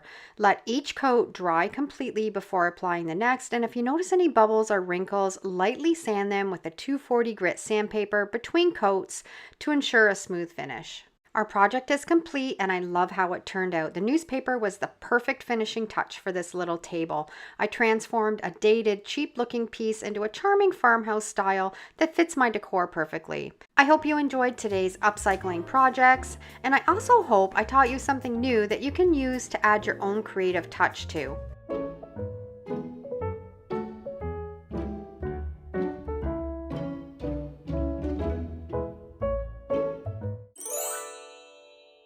Come on, let's go thrifting, and I'm going to show you some of the fantastic treasures that I found. Right off the bat, I found this recipe box, and I can't believe somebody donating this. My mom still has my grandmother's recipe box, and we treasure it. So, of course, I flipped through this a little bit. There's some wonderful recipes in here. This is coming home with me. I was also looking for some cookbooks to put on a shelf in my kitchen, mainly from Decor, but when I found these, there's some really great recipes in these old cookbooks. I love the spiral binding on them. These are all coming home with me. I love finding old cookbooks at thrift stores. They have simple recipes using basic ingredients. I found one with awesome cookie recipes and another one with gifts in a jar. Remember those cookie mix jars that we gave as gifts? This cookbook's all about that, and I'm excited to try these recipes and give them as gifts to my friends and family. I'm back home and I'm going through these recipe cards a little bit closer. Who would not want Grandma's Christmas pudding recipe or coconut cream pie made by Grandma? These are such a treasure, and the penmanship is absolutely beautiful. And the tabs are worn, so you know that Grandma has gone through these recipes so many times, flipping through, trying to find the right one for a family dinner. And this little booklet that I found in the back on canning and preserving is so cute. Back in the 80s and 90s, cookbooks were super popular, especially with church or social groups. They put them together to raise money, and these cookbooks I found are just like those. I'm going to have tons of recipes to try, and they're going to look awesome on my kitchen shelf. I prefer hunting for treasures at thrift stores or yard sales to decorate my home, and finding this recipe box was the best, probably my favorite find, and I'm going to cherish it. I'm on a roll today at the thrift store and I can't believe I found this gorgeous double boiler vintage enamel. I love the brown color. It's going to be perfect in my home. It's coming home with me and the price is excellent. Plus I had a 30% off discount code. I found a similar one on Etsy for $49.91, so getting it for less is awesome. I'm not planning on selling it because it's going to be special to me, but it's cool to know it's worth more than what I paid for it. I brought it home. I'm going to clean it up with some soap and water and hang it on my top rack of my metal pots and pans holder. Might not use it much, but it's going to look beautiful. Back to the thrift store. Always check out the craft section at the thrift store because you can find great deals on supplies, usually for less than half the price. Today I found some pastel crayons and some charcoal pencils. They're old and I can still use them, but I love the graphics and the packaging. They're going to look nice on display. There was also lots of scissors, including pinking shears, but I'd already just bought a pair at Goodwill recently, so I don't need any today. Always explore the craft section. You never know what treasures you might find, and you're going to save a lot of money. And how fun is this? Some googly eyes that you probably added to stuffed animals or toys back in the 50s. Love the graphics on this packaging, but I don't need them today. But what I do need is this OmniGrid 12x12 quilter's ruler. I looked it up on Amazon. They're selling for around $25. This is a great find, and it's going to be perfect to add to my craft room. I often come across something at the thrift store that tugs at my heartstrings, like the recipe box. It's a handmade baby blanket, beautifully quilted by a grandma or a mom. I love the floral colors, and it's priced at only $7.99 plus a discount code. I can't resist. I'm taking it home, gonna wash it, and tuck it away for my grandbabies. The next treasure I found was this hand-woven wool rug. It's a bit rough around the edges with a few snags here and there, but it's only $3.99. I brought it home and I was able to tie off those loose pieces with some double knots, and after washing it in some cool water, laying it flat to dry, it now lays perfectly outside the door of my bathroom. $3.99 for a hand-woven rug? Yes, please. The next thing I found might be a bit more expensive. It was $17.99, but with my discount code, it was a bit cheaper. It's handmade and the craftsmanship is really good. However, it does need some TLC as it's never had any sealant on it. I think I'm going to apply some wax to it. Whoever made this has spent a lot of time on it, and I'm going to take it home, remove all of the mirrors, and then seal it with some clear wax. I don't have a spot for it yet, but considering the current prices of mirrors, it's a steal. I'm going to set it aside until I find that perfect spot. It's still a great deal, and someone has clearly put a lot of work into making this window and mirror. This is going to be fun to upcycle. It looks like it was a put together work stool with lots of scrap wood and bits and pieces. I brought it home because I can see the potential in it. The first thing to work on is tightening up all of these screws, and trust me, there is a lot of screws in here. Whoever made this really put it together sturdy, and I think they put some carpet on the bottom so it would slide around on the floor easily. That was pulled off and held on by only a few staples. I used some wood filler to fill all those screw holes, and again, there were a lot that had to be filled, but it was worthwhile taking the time to fill them up so the end result is going to look much better. Once the wood filler was dry, I went in with my sander and 80 grit sandpaper, sanding it all really well to achieve that nice smooth surface before starting to paint. When you're in the hardware store, always check the paint section for the whoops section. It's paint that was mixed wrong or not tinted properly, and you can usually get it for less than half price. Of course, you can't choose the color you want, but many times I find beautiful colors and bring them home for my DIY projects. I also have these beautiful napkins that were actually mailed to me by one of my crafting friends here on YouTube. Thank you, Mindy, and I'm going to decoupage them onto my stool after it's completely painted and dry.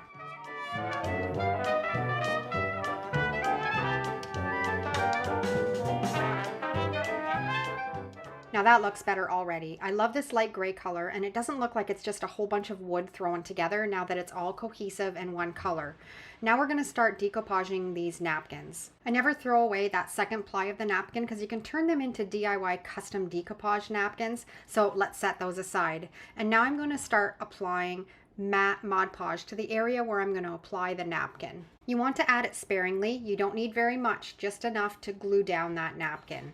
I'm going to place it exactly where I want it, and then I'm going to smooth out any bubbles or wrinkles. If you put on too much, it's going to introduce a lot more wrinkles and bubbles, and we don't want that to happen. And you can also use a little bit of saran wrap and just gently go over the napkin after you're decomposing it if you're having a hard time getting it to lay smooth.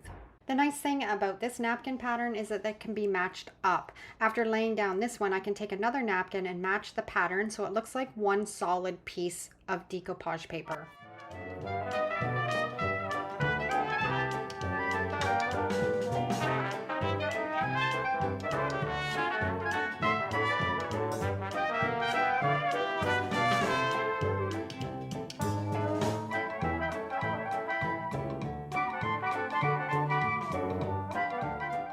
Once I've placed all the napkins down and they're completely dry, I'm going to go back in with my Mod Podge and coat these napkins, making sure they're sealed really well.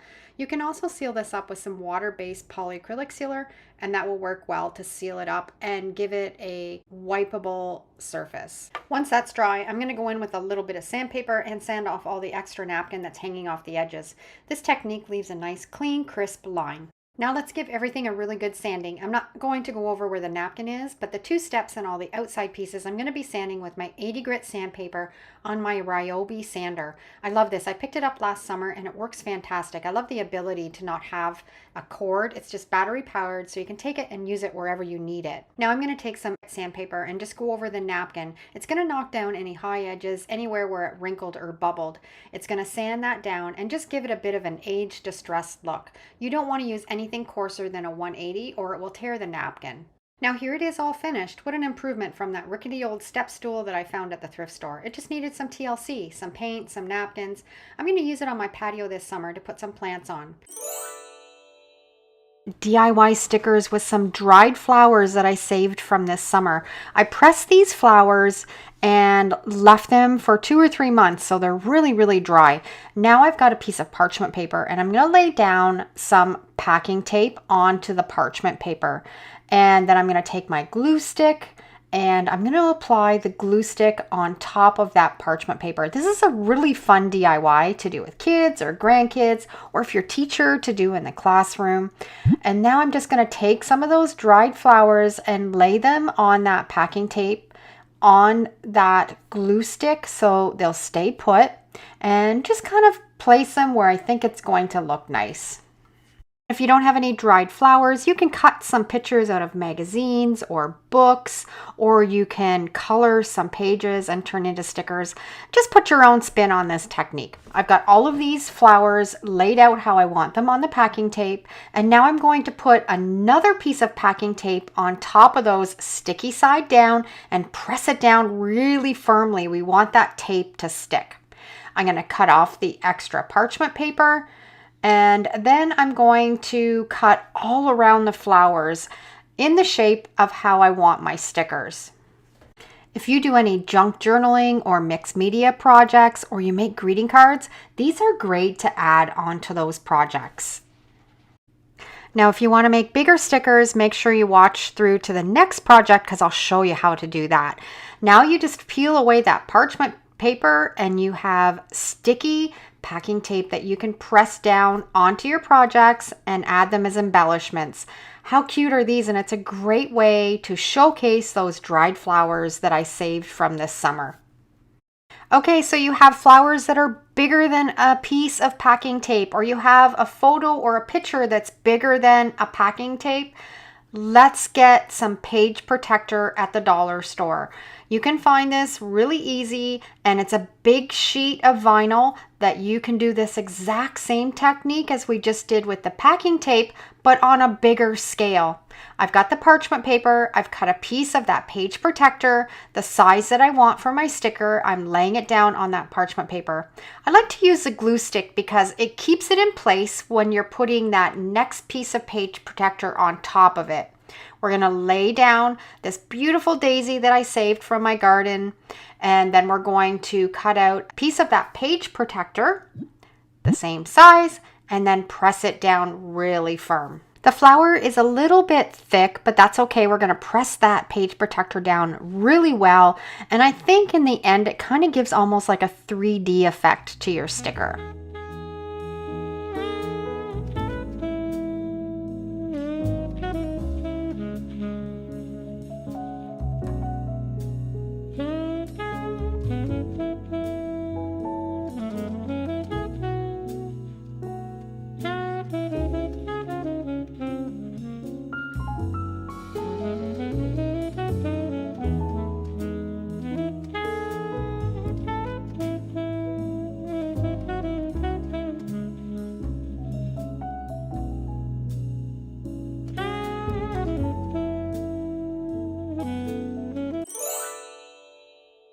Next DIY is a way to make labels for your glass jars. This is a perfect technique to organize your kitchen, your pantry, or your craft room.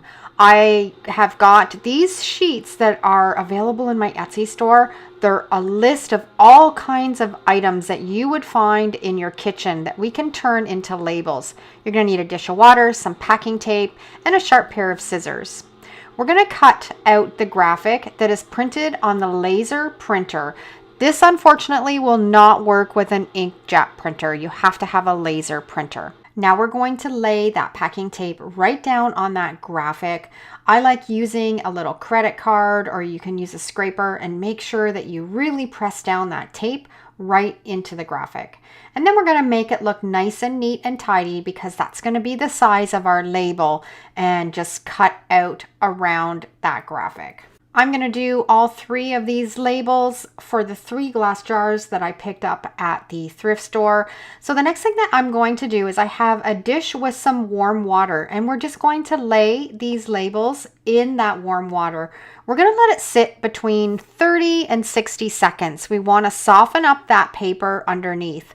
Afterwards, we're going to lay it upside down and start rubbing away that paper. And as we do, the paper is going to rub off, but the graphic is going to stay on that packing tape. This is one of my favorite DIY projects to do. It's almost like magic, and you can customize it so many different ways. And there we are. We have a label, and it is still sticky. When you rub all the paper off, the stickiness comes back to that packing tape, and you can stick it on your project.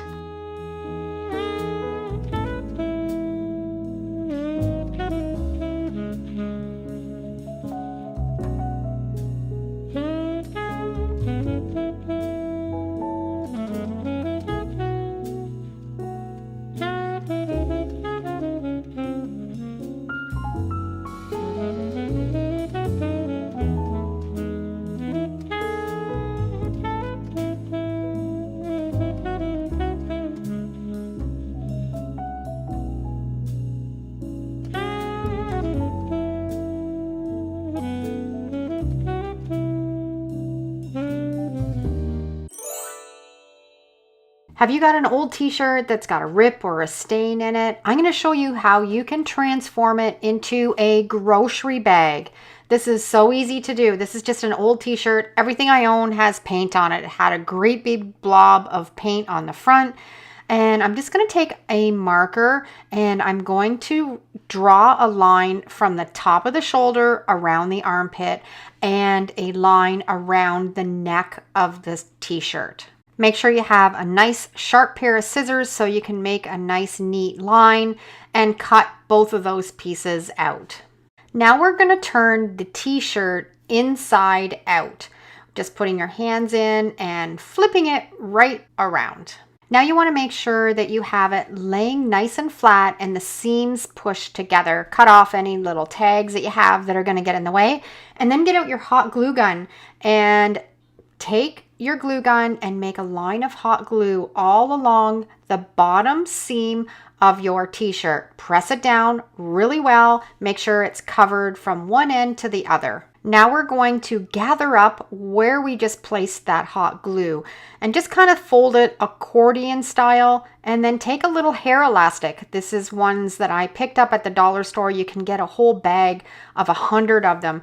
And I wrapped it around 3 times so it's nice and tight. Grab it, flip it around, and you've created a cute little bag out of an old t-shirt that was going to probably be turned into rags. Here's a little trick on how to hang picture frames really easy. Sometimes it's hard to find that piece of wire and get it lined up so it can find that nail really easy. Here's how to do it. Put your nail in the wall, hammer it in, and then get a fork from your kitchen drawer.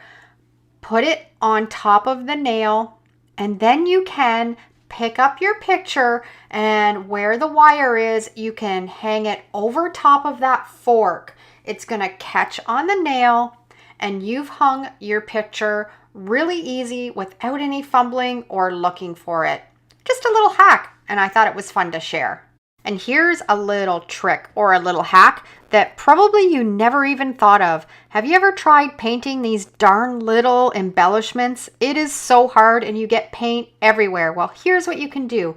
Get some painter's tape and put it on a table somewhere flat, and then get 2 pieces of painter's tape and put it on the ends so it's going to stay put and it's not going to move around. So we have the sticky side up and then the sticky side down to keep it on the table.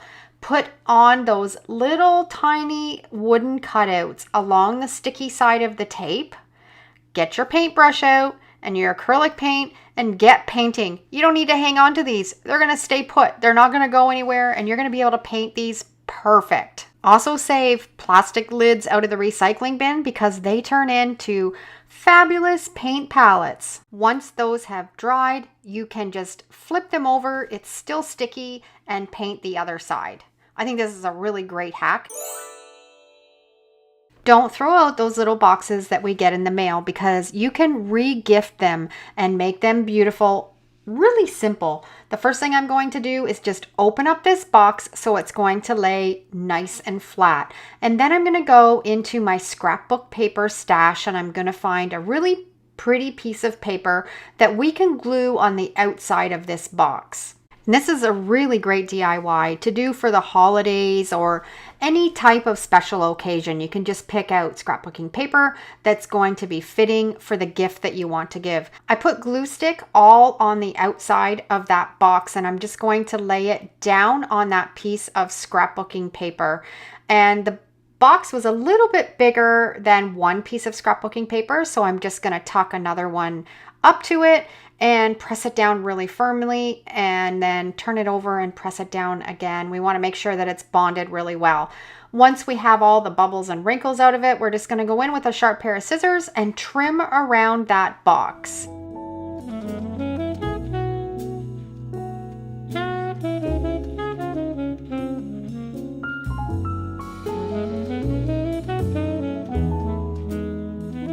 Now all we have to do is put this box back together and fold in all the little pieces, and we have a beautiful box that's got really pretty paper on it that we can put a little gift in and re-gift it. And we can also put a little message on a piece of paper on that front flap that still had the logo from the company. Sometimes we can be so wasteful, and this is just something that was taken out of the recycling bin and repurposed into something beautiful and useful again. Here's a really great way to organize your craft room or your garage. I have this plastic jug that I pulled out of my recycling bin, and I'm just going to take a magic marker and watch how I am going to cut this out because this is really clever, and I bet you all could use one of these somewhere in your home.